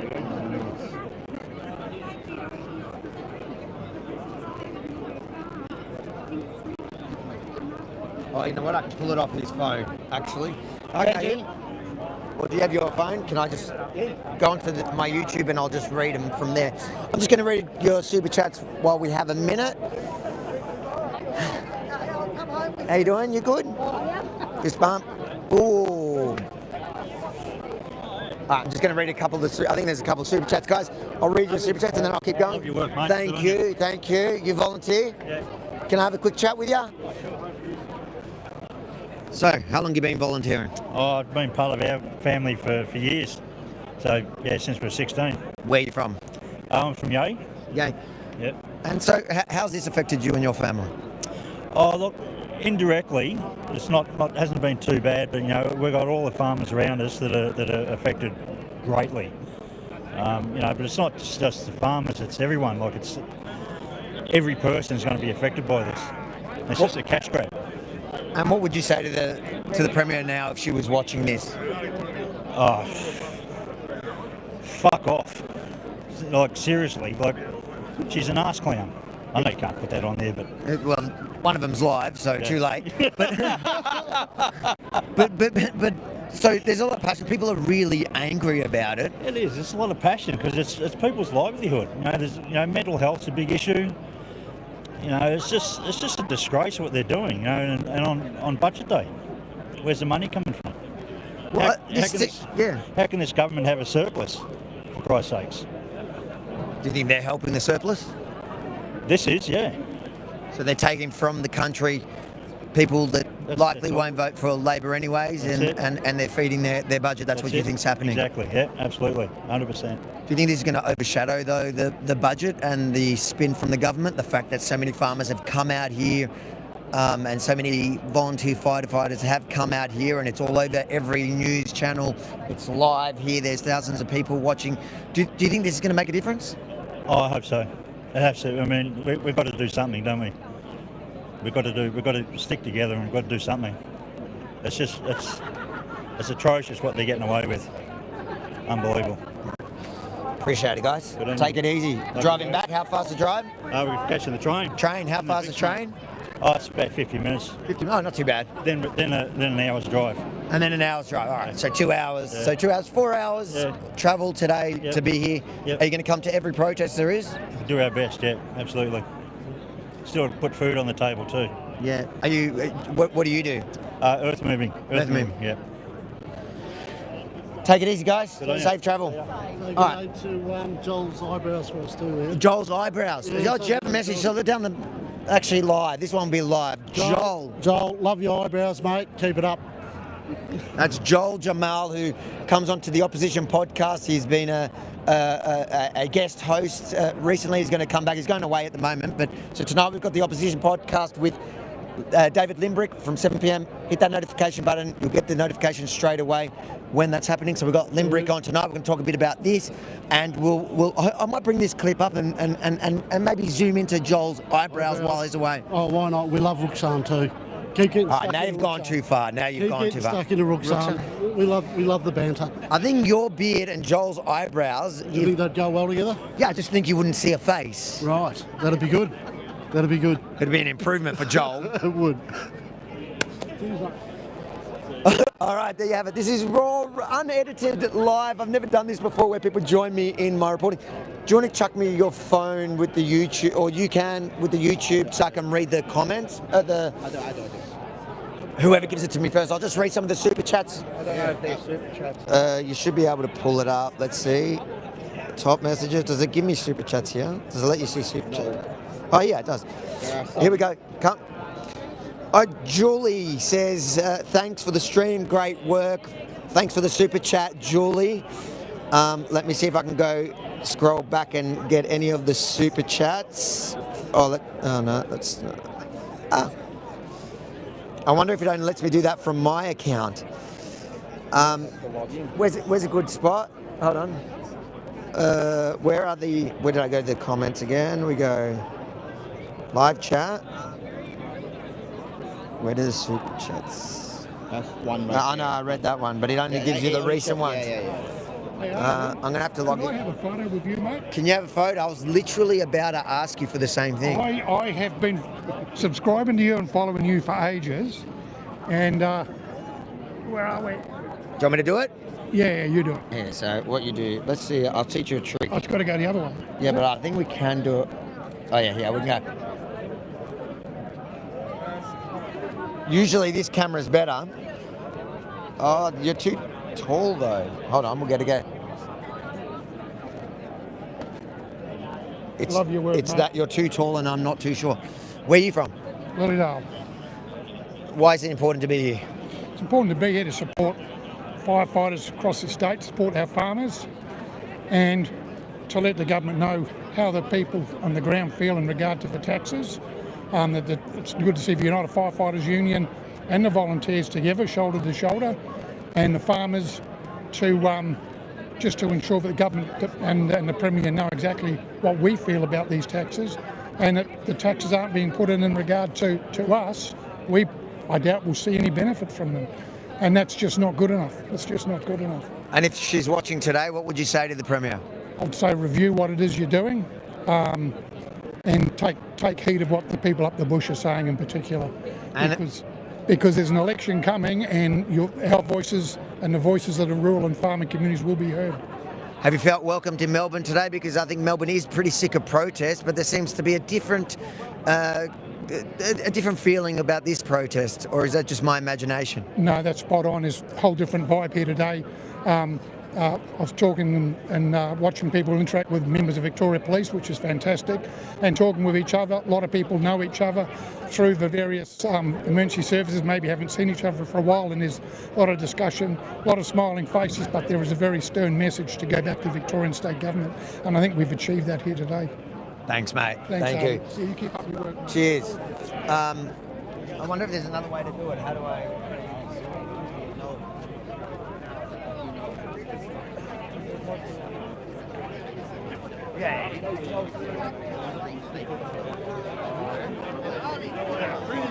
How you going? Good. What have we got here? No. I'll listen to you. Are you a volunteer? Yeah. We're all volunteers. So champion! I wasn't sure if he was pointing, he was on a pick a fight, or no. I never. No. You're a legend. He's a good media bloke, this bloke. Yeah. Tells the truth, don't you? So what is it? So tax $2,000 to be a volunteer? $20,000, sorry, I can't read. I'm not good with numbers. I'm Jewish, but I failed at that one. $20,000 a year. That's what this levy is going to cost me, just as a farmer. What do you farm? Grain and sheep. And now the price of sheep's going to go up, so the cost of living's got to go through the roof. Yes, I was going to ask you, to the average Victorian city folk that thinks it's not going to affect them, what would you say to them? It will affect them because the cost of living has got to go through the roof, or you won't have any farmers left producing food. How long have you volunteered?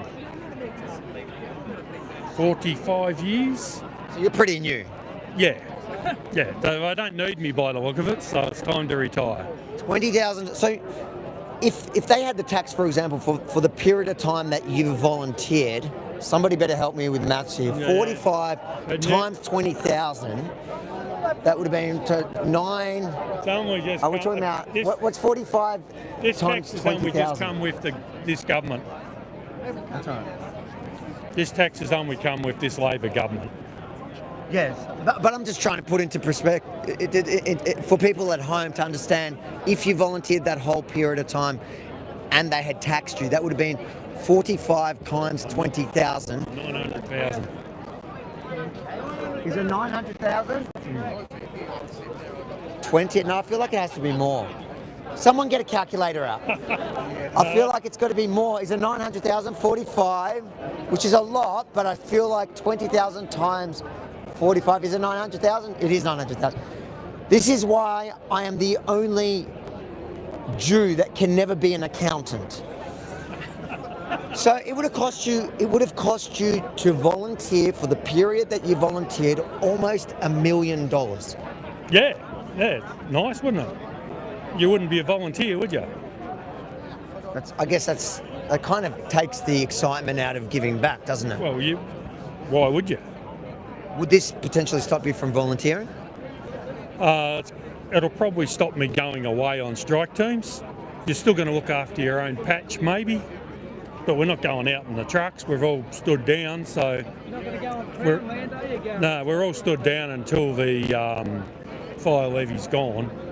And so when he just mentioned Crown land, so when it's the government's the Crown land, so the government's land, you're not going to answer those calls anymore. No, it won't be there. And is everybody? So the national parks, everyone's the same.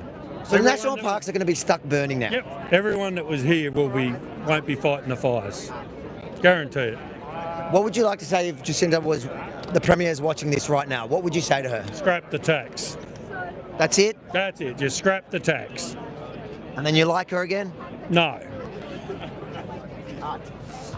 Thanks for that. Yeah, go. Change the battery. How you doing? I love your page. Yeah, you go. Don't worry. He needs to change the battery just because I Because you talk too much? Talk too much, but we're running live. We've had a few foul-mouthed volunteers. I think I wouldn't mind going on to I wouldn't mind going on one of the trucks. I feel like it would be a lot of banter. Well, come up to the country. Come up to Echuca.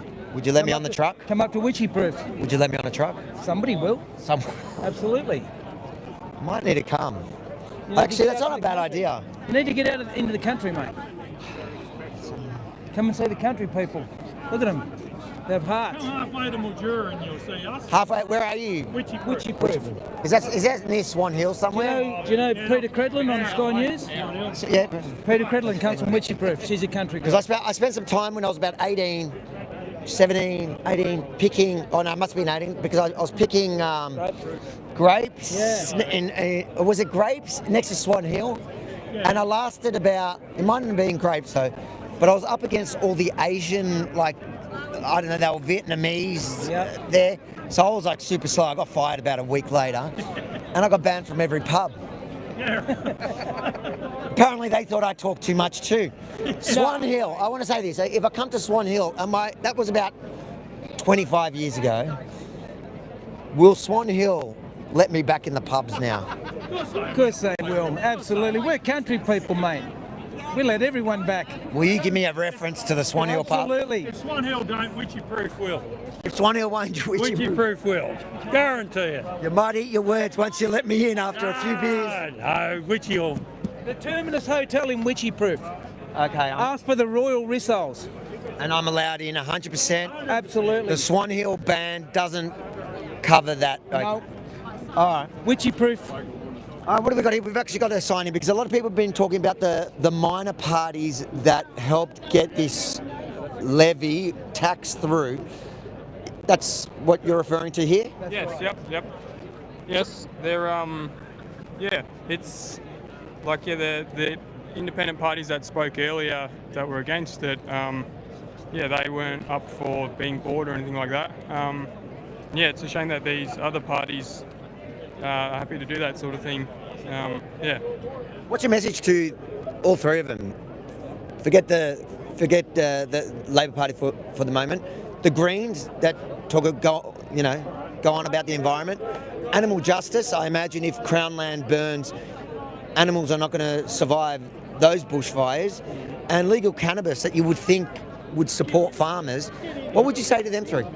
Yeah, well, I guess they're not looking at it from our point of view at all. It's they're taking a lot of their opinions based on activists' opinions and stuff like that. I guess the big message would be that they campaign for social justice and this and that. Well, what about on our side and for the farmers and the people out in the rural communities that we're not being looked after by the government. What do you think these minor parties, especially the legalised cannabis, which you think would support farmers, animal justice, which you think would support the animals in Crown land that's going to burn, or the Greens? Deal to get something that they've done a dirty deal to get something that they want. That's it, to suit themselves. So they'll it's short-sighted. Do you think so? They're willing to throw their own ideology, their own beliefs, what they've been campaigning on, throw it under the bus just for a deal with Labor? Absolutely. Short-sighted. All dirty deals. Dirty deals. Do you reckon this is going to be good for animals? No. You burn all the animals in the national parks, that's a good thing. The Greens. Where are the Greens? Do they fight fires? How many Greens people are in the CFA? Where are they? Do you see any Greens here? You don't have Greens in the Collingwood, in the inner city. Unless you're offering soy lattes in the country, you're not going to get any Greens there. That's correct. It's funny how the Greens always live in the inner city and not in the green nature. No. Are they out fixing their fences? They wouldn't have a clue what goes on out there. Wouldn't have a clue. You're telling me the Greens wouldn't have a clue about nature? Nah, most of them wouldn't have a clue. The irony. Wouldn't have a clue.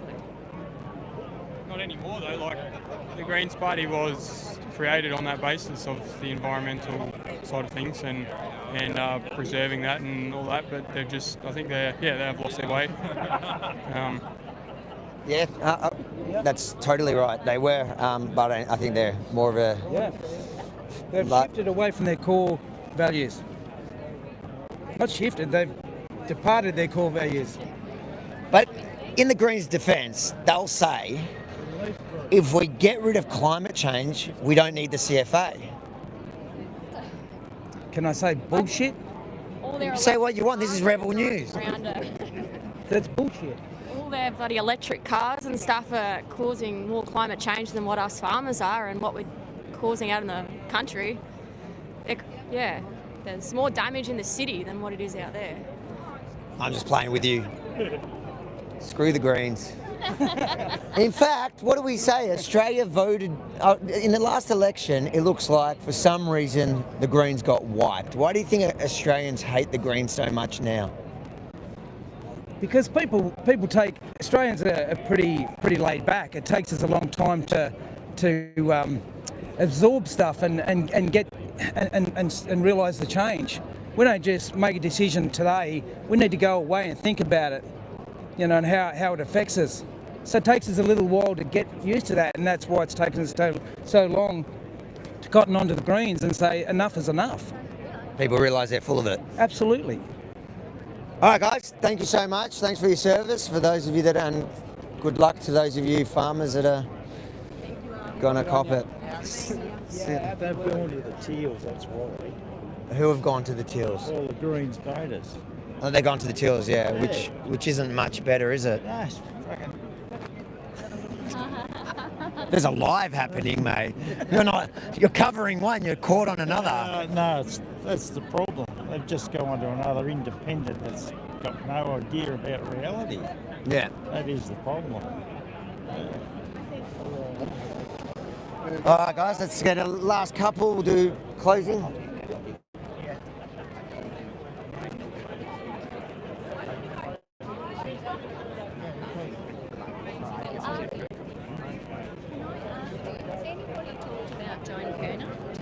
No, what's Joan Kerner? Okay, so Joan Kerner was the first official Victorian woman Premier. Yeah. After the Ash Wednesday bushfires, she basically single-handedly organised for the CFA to come into existence in the first place, right? And that was done under the premise of people looking after people. And it was based on this idea of fairness and equity, and that everybody as a member of the Victorian public would shoulder the cost and the responsibility of the CFA because the CFA themselves were volunteering their time. Now, Joan Kerner was a Labor woman. What Jacinta Allen is doing today as a Labor state Premier is desecrating Joan Kerner's memory for everything that she established. Joan Kerner right now will be rolling in her grave at what is taking place. So Jacqueline Symes and the Premier, what's her name? God, Jacinta Allen, need to have a long, hard think about their Labor roots and what it is that the Labor Party has now become. Because a lot of people in this community suffered through Ash Wednesday. They remember and treasure the legacy of Joan Kerner. And if you look into it, you'll see she was a very much loved figure in Australia, in Victorian politics. And what's happening now is just beyond, it defies decency. It really does. So That's actually a really good comment, so we'll include that for sure. Yeah. Thank you so much, that was perfect.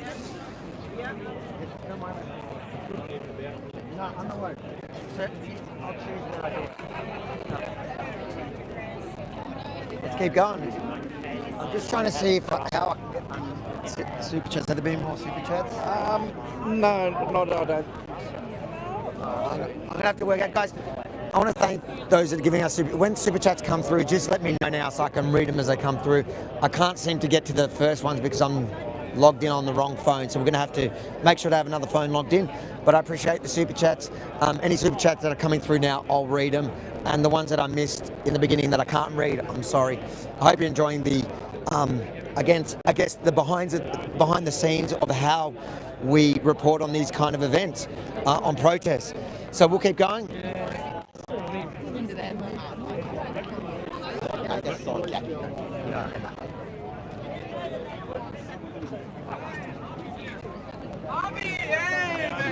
Great to see you. How you going, mate? Hey, mate. Look, sorry I've been so busy, mate. I want to go through all the footage.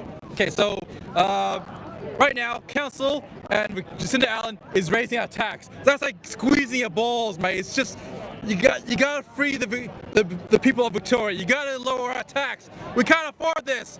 You know, our bills are going up, and all Jacinda and these politicians do is just increase it, just making it harder and harder and harder. Let me ask you something that you should know about, because you obviously attend a lot of protests lately. Yep. Victorians are sick of a lot of the protests we're seeing. Oh, yeah. Here there seems to be a different reaction to it. Have you noticed that?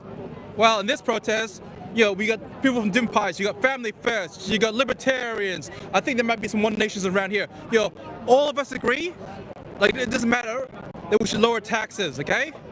I mean, that's everything, you know, like, that everyone should agree with at this stage.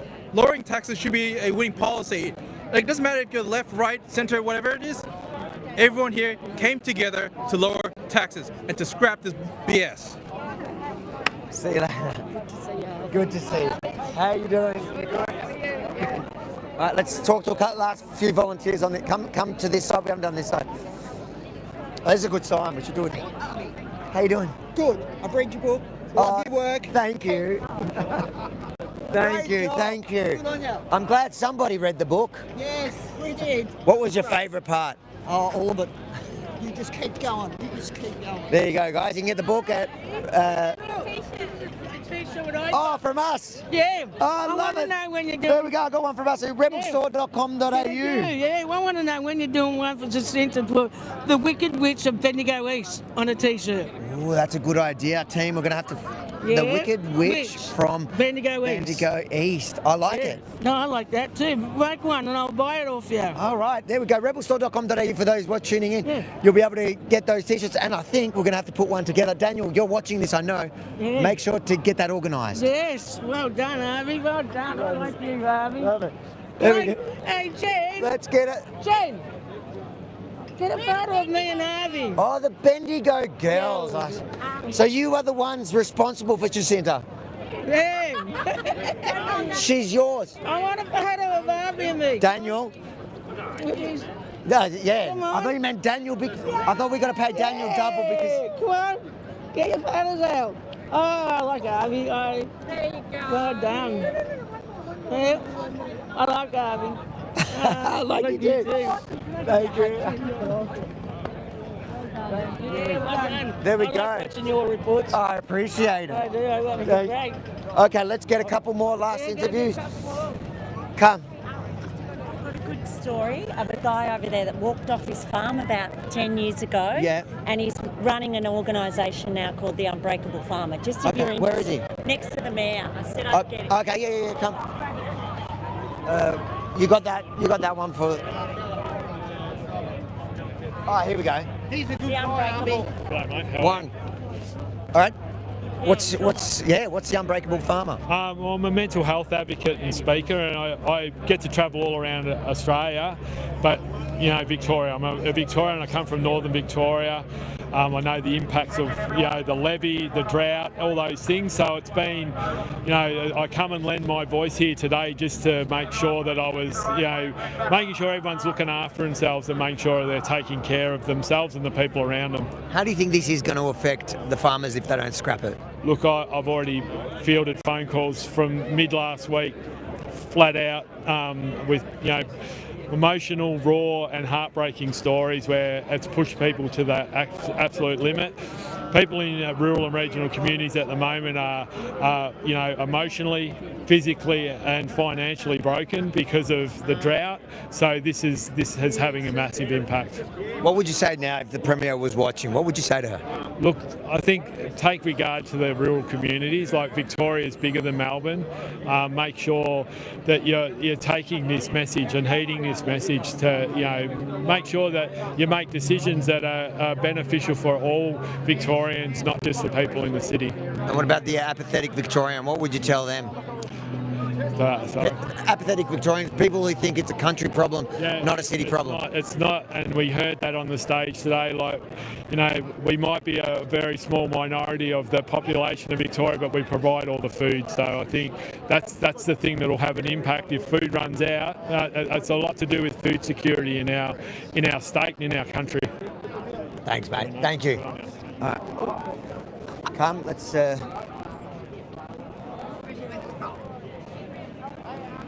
Oh, it looks like they're. Oh, come here. Let me do the. Should I do the closing? Do it, yeah. Yeah. Do it from here. Yeah, no dramas. All right, we'll do it from here. Have you got a good shot? Get them while they're driving. I'll do it. Yeah, mate. Thank you. Thank you, brother. Thank you, mate.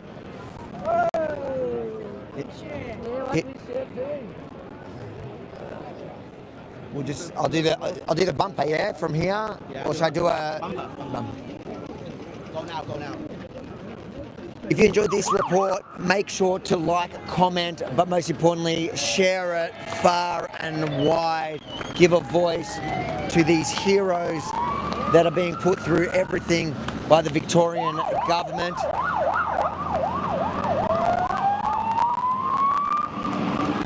And then, guys, head to rebelsword.com.au, get yourself one of the t-shirts and support your favourite news network while looking as fantastic as me.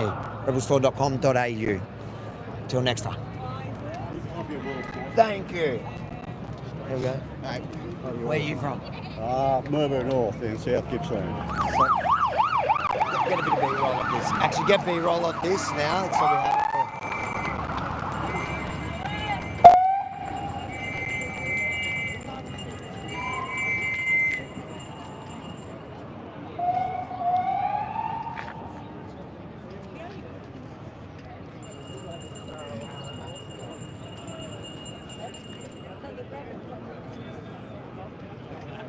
Just get this on B-roll for get it now.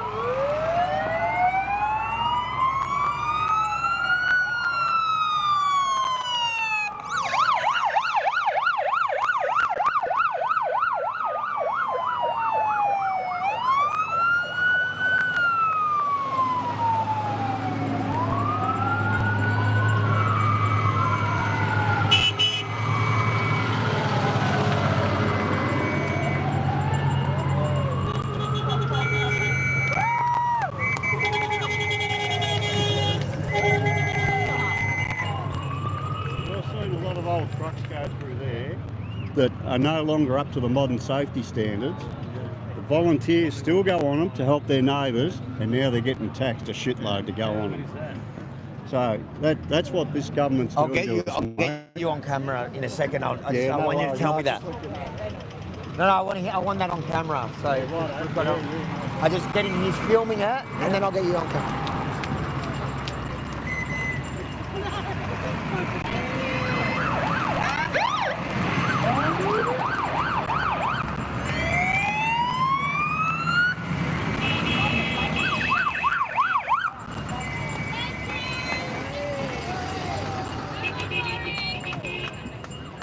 All right, Benji, let's get... Benji. Which way? I just want him to tell me what he just told me. In fact, we've got one right there. You got that in the background. Point that one. Point to that one. So that looks like it's privately owned. It's an ex-government one that somebody's bought to fight fires down their area. But what you saw going past there were a lot of old trucks that are no longer up to the modern safety standards, but the CFA volunteers still get on them to help their communities out. And now the Allen government want to tax us. And worse, the farmers are the ones going to have to pay the most tax. Farmers that are in drought at the moment, suffering, they want to tax them. I think they just want to tax them into oblivion. I don't know whether they want their Chinese mates to come and take over everything or not, but that's what's happening in Victoria. And the city people need to know that too. And what would you say now to the Premier if she was watching this? Premier, you're a waste of time. I met the Premier last year when she came to Melbourne North after we had the storm. I don't know whether you heard about it. We had a tornado go through. She strutted around like she was some sort of movie star and only wanted to push renewable energy. She's just a waste of time, to be honest. Yeah. Dan's cloned her well. That's about all I can say. That's good. All right. Yeah. Thank you, mate. Love Thank your you. work too. All right, come. Let's get the last few while they're here.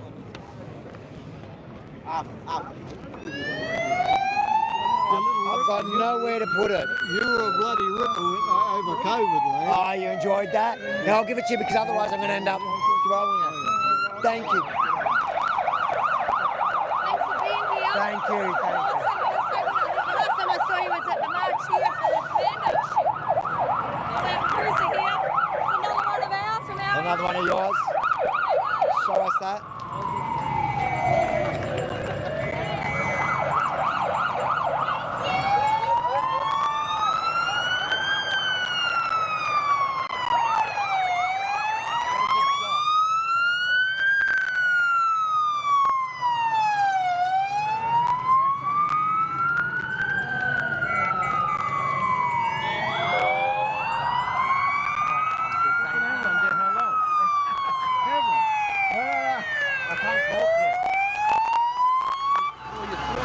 I know, but then it gets stuck while I'm talking in my mouth. It's good for the throat, bad for the mouth. I'm good, thank you.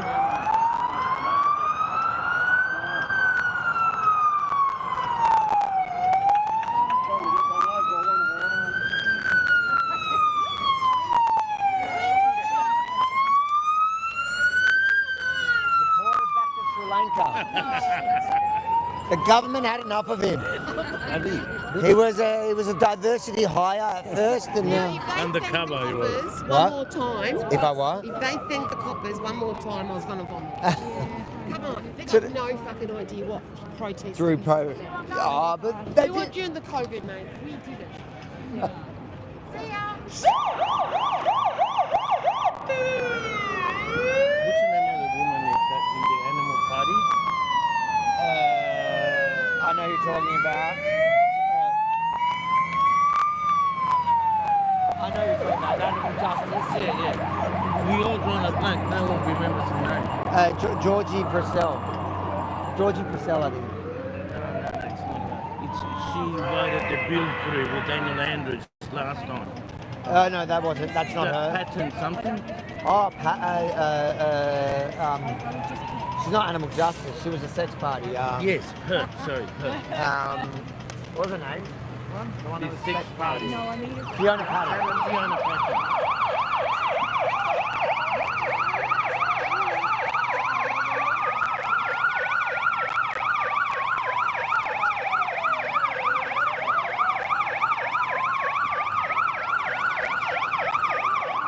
Come, let's see if there's another.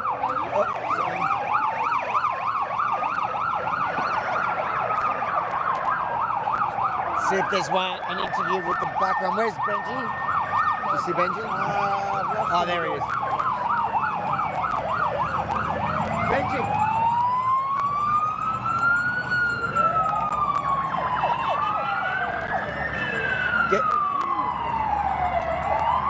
You get a bit of them waving also. Get them waving.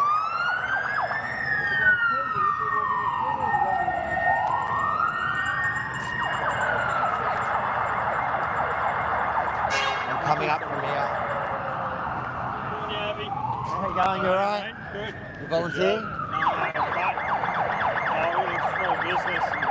Halfway from here to Warrnambool. Oh, yeah. Affects So you our came for this? customers. Yeah. Benji? No, you get the other half. The shield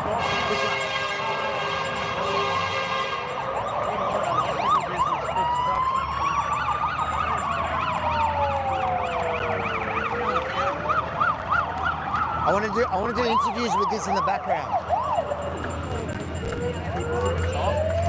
Some shot with that kind of, yeah.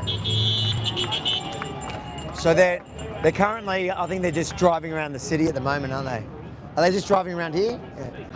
Yeah, or going home. Or they're going home, you reckon? There's just so many of them. Wonderful, isn't it? Isn't that good? Have you counted? Where are you guys from? Damn. Where are you from? Woomling, How far's that? northwest Victoria. Middle of Victoria. How far do you? 4 hours away. 4 hour drive? Yep. How does it feel to see this now in the city today? Wonderful. How do you feel about country people? I love country people. Wonderful. I think you're braver than I am. I'm scared of spiders. Are you? A little bit. We have the whole lot. Spiders, snakes. We're worried about these mining things in the wrong place. Transmission lines, turbines. So tell me today, what do you think this is going to do to the country if they don't scrap this tax? We'll just keep coming down here and showing you how we will keep supporting farmers. What would you? You're not going to be fed unless you have farmers. And What would you say to the Premier if she was watching this now? please scrap the tax, Jacinta. But they don't need to scrap it. They just need to bring it to a state of where it can be worked properly without wasting so much time into making Make it so even across the community, city and country, even. Yep. No, scrap it. Scrap it? Scrap it. Yep. She's got no right. She needs to scrap it. Yeah. So what would you say to apathetic Victorians like Melbourne, city people who think it's just a country problem? It's not just a country problem. There's nothing country about this problem. If we go down, our farmers are on the edge. If we lose our farmers, that's our food. They're our food bowl. They're facing, there's a 75% increase last year on top of a 183% increase this year. I see they've just announced in the news this morning that they're going to give the farmers that are under drought assistance, they're going to give them a free pass, but the problem is they've actually got to declare the drought, which they haven't, because they're struggling. They're really struggling. We've got an auto electrical workshop. We're in a small regional town. We've shut our doors today. Our staff are at home. Half of us are here. We support them. We support our CFA. I know the news is trying to say that we don't. We do. The community is behind them 100%. We know they're not going to leave us hanging, and I'm glad they're finally down here. Well, they do tell us that they'll fight for private ownership, but they won't work on Crown land at the moment. They'll punish the government. And to be honest, the Crown land, the way they've been managing that Crown land, that's set for combustion. They do that on purpose. There's a disaster coming They're waiting for it. There's an opportunity coming. Yeah. for climate change. Yeah. They love to push that narrative. Yes. They'll lock it up, they'll leave it, and then it'll go catastrophic, and they'll go, oh, climate change. It's not climate change. It's poor management. Yeah. All right, guys. Thank you. Thanks for turning out. Did you cut it? Did you accidentally cut it? Nope. No. I've got photos of a couple of the. I don't know how to get back to the super chat, so I took photos of them. Okay. Yeah, we're filming. But no, it's live as well. We have both. If there's something you want to tell me that's not live, I guess. Email me. Okay, let me read those super chats that you got. That was a good idea. I'm going to read a couple of your super chats before we. I think we're going to end off here pretty soon. Oh, there we go. Look. I read that one already. Oh, here.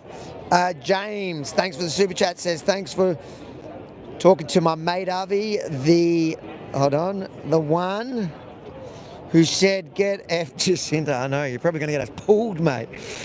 Nah, no worries. It's been great here today. To be honest, it was a massive protest, and it's There you go. Oh, yeah, good, mate. Fancy meeting you out. Are you going to interview the interviewer? Well, we may as well. I think it's a good look. Hold on, before I go, 199. Oh wait, did you do another photo? The yellow one. Yeah, where's the yellow one? Boom. Oh, the other way. Give me 2 secs. You're right, Yogi. 1991 Shadow. I ruined your thing.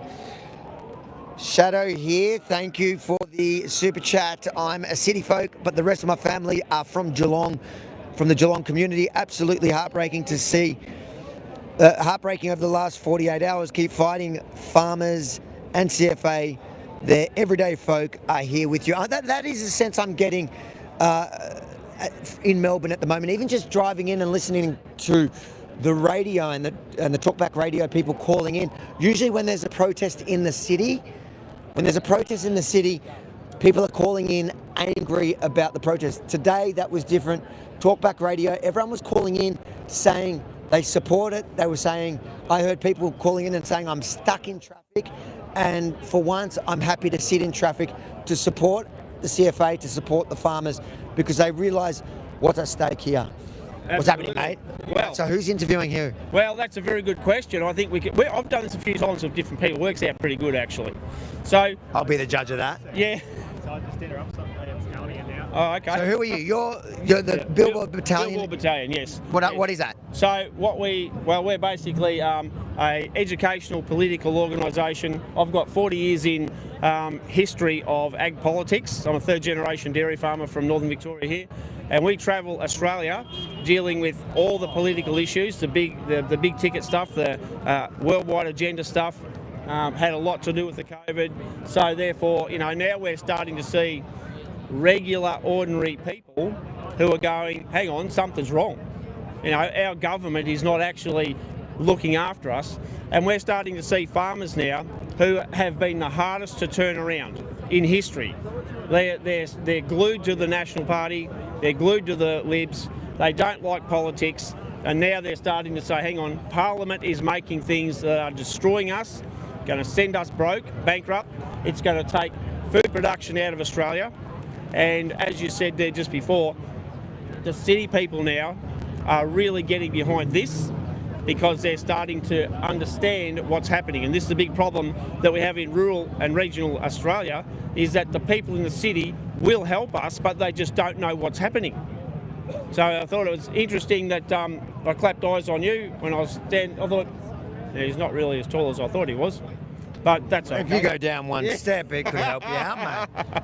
But I thought this isn't normally your kind of gig, so I thought, well, it'd be interesting to just have a quick chat to you and see what's brought you here today, which is completely different to what, your normal sort of thing. Well, here we go. So this is where the interview shifts. I had him. Now he's asking me, I guess it is my sort of thing. Any protest in Victoria is my stomping ground. That's my patch of land. This is my, what do they call it? What do drug dealers call their local, their turf? That's right, this is my turf. Did you get permission from the rebel gang to be here today? Well, it's in writing, yes, we did. It only cost us a little bit, you know what I mean? Normally it's a kidney, it was only a couple of fingers this time. You just have to get a shirt from rebelstore.com.au, that's all you had to do. Well, in fact, I'll do this, right? You need to get a shirt from Billboard Battalion. They're available for sale. You two can own one for $55, that's not too bad. So, is that including the new tax or not? No, look, this is we don't do that, mate. We don't tell the government that we're doing that. So this is cash. You got to pay cash. No. She's all legitimate, but I'm way north thousand anyway. Seriously, I cover all sorts of protests. This one to me, I think, is important. Yes, absolutely. Rebel in Canada and even in Europe, the Danish farmers, they very, very closely followed some of those protests, and I feel like this is a similar thing that's about to spark here in Australia. It's the same idea. It's taxing the farmers, and I think when city people start to realise that this is a long-term threat. Yes, absolutely. It's an issue that matters to everyone, not just country. You know what? I would cover it even if it was just a country issue, but it certainly isn't, and I think people realise that. Well, this is a national security issue because 100%. If you haven't got food, and that's where this is going, and just a few days ago, I was actually doing an interview with a woman in Canada, and some journos there. They're coming to just wipe out their ostriches with no justification, and they're blaming some disease on them, and they're saying if the farmer gets a PCR test done themselves, they'll be charged something like $75,000 fine just for telling the things. Who was the journalist that you were talking to? I'll check that up and get back. It was Rebel. Rebel's been following that one really closely. So,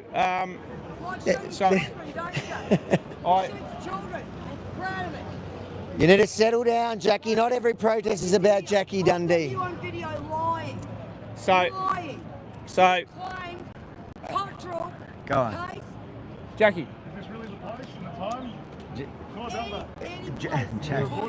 Everything's for Jackie. I know. Go on. I know. She's a warrior, but you know. Anyway, so at the end of the day, I was also talking on the same thing to farmers in England, and hearing what's happening to the English farmers over there, farmers in New Zealand.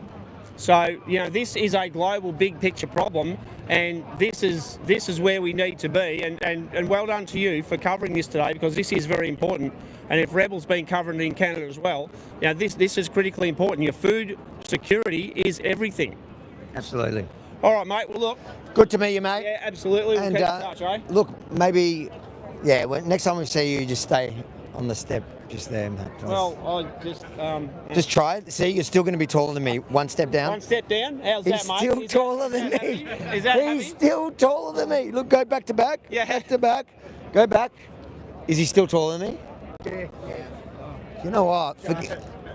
Cut the tax and your height. All right, mate. Look after yourself. Catch you later, fellas. You got one? Two. Yep. Let's read. Is Rexit regional exit support review. All right, here we go. Regional Rap, thank you for the super chat. You're saying Rexit regional exit support Riverina.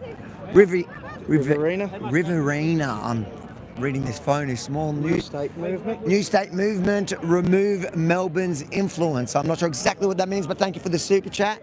And then we have Shadowheart again has written, here's $5 for some lozenges. Harvey, you've been interviewing and reporting all day, doing Lord's work. Thank you, mate. Thank you, both of you. Thank you to all the super chats. You make it possible. That's my father, various ages. Age-wise, he could be my grandfather, him with his second wife. He died in the Alfred Hospital where he was abused under the bullshit pandemic rules. As a small boy, he was young as the 5. He would help people supply bullets and guns to the partisans in the forest. He got caught by the Germans with other people.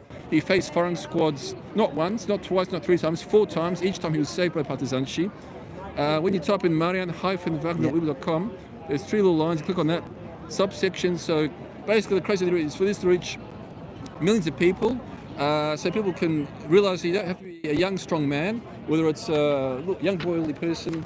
Have a look, benefit, share. Thank you, mate. Yeah. Take it easy. Thank you. Yeah. Okay. Yeah, no worries. Can I flip this around? So I'll be Yeah, go for it. We're here. All right, look at that. We've got me and Benji here now. This is our live feed. We've got, what have we got? We've got 1,300 with us. Thank you, everyone that's joined us today on this live.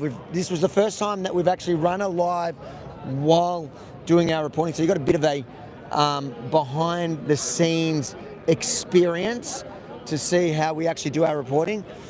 Let's, here we go. I think, is it reversed? It's probably reversed here because we've got just us.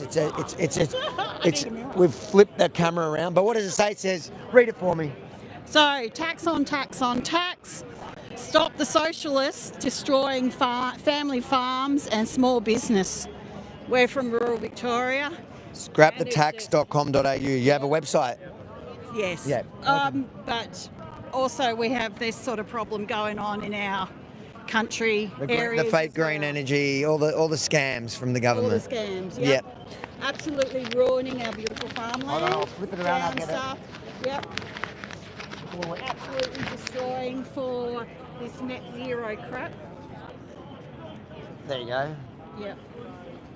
And then they want to take out our whales. We've got breeding grounds. I'm going to flip it and I'm going to end the live in a second because I think we're wrapping up here. It was a large protest. I think there was definitely thousands here. There was, I don't know, how many trucks do you reckon there were? Oh, I reckon there was over 100. Over 100. There were thousands here. I didn't. Yeah. How far back did the crowd go here? Did you ever see? Did it go all the way down there? Tram line. Yeah, they would have. Not like the freedom ones. Yeah, it was massive. But like people, I reckon, unfortunately, like Warrnambool and Camperdown suddenly had protests, and I tried to explain to them that they really need to come to Melbourne for it.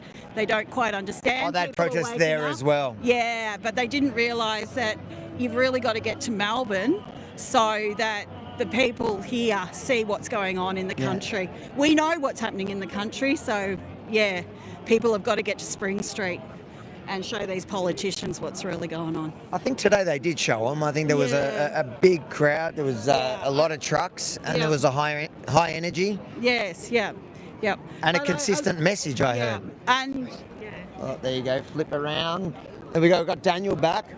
All right, guys, thank you so much. We're going to head down this way. See you later. We had Cooker done, yeah. Get a photo with you. Yeah, 100%. Let's go. Who's taking the photo? I think Mum is. Mum is. Do you want to be in the middle? I can be wherever you guys want. Here, let's go.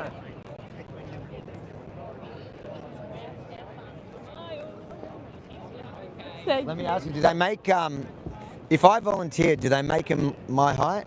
They would, yeah. Minute? Yeah, there's all Are they sizes. kids ones? Maybe not kids ones. I think you have to be a certain age before you can be. No, but I usually fit into kids' clothing. Oh. Don't worry, I was trying to be funny. I'm just, No, they'd. it's just dad jokes. They kit you out. They'll kid me out? Yep. That's the great thing about being a volunteer is the CFA. They give us all the the personal protective equipment we need and clothing and if we get it dirty and contaminated, they clean it for us and yeah. How much training do you do for CFA? Well, that's so you have a minimum skills training you have to do, which is like 2 days to become a volunteer, and then they're sort of all tiered in terms of like if you want to head towards become like a crew leader or a incident controller or something. There's sort of different rungs you have to go through to get there. The big thing with the CFA at the moment is there's not the resources to do the training. Like I'm finding, I can sort of do a course here and a course there, but in terms of trying to go through the different levels of and prerequisites to get to the point of being able to do those major courses, it's hard, and it's I think it's just the problem there is the CFA are just finding it, or they're struggling to get trainers and that sort of thing to do the work, to do that, to training courses and stuff. Well, good on you. Appreciate your service. No, thank you. Thanks, guys. See you later. Some of the ones that sent you an email. What'd you say? We were some of the ones that sent you an email. You were the ones that said, okay, thank you so much. But thank you. Yeah. I did get a few emails from people saying to come, and I was excited because I'd already planned to come. But I appreciate it. Send me emails when there are things like this. Yeah. Thanks, guys. See you later. All right, looks like it's about ending. You good, mate? Yeah, pretty good. How are you? Yeah, good. Job done? I think so. We'll probably wrap it up here and. These guys will clean up after themselves. Yeah, they're not like the other protesters. These are good protesters. You keep up the good work, all right? Thank you, mate. Thank you. All right, it's good to see a. Hold on. Let me come here. I've got one thing I've got to say, actually, that's good.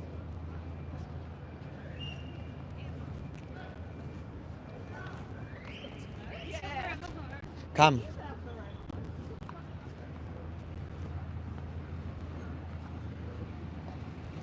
I might just do a close off to it from here. Just with this light in the back or something. Yeah, good. Just maybe end it. No bad light. I just want the flashing lights.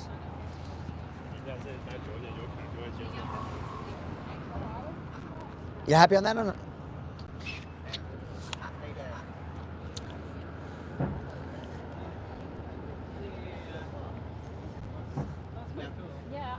Melbourne welcomed them with open arms because it's good to see finally a protest about something the government can actually do here. This is not about some foreign war or about fake,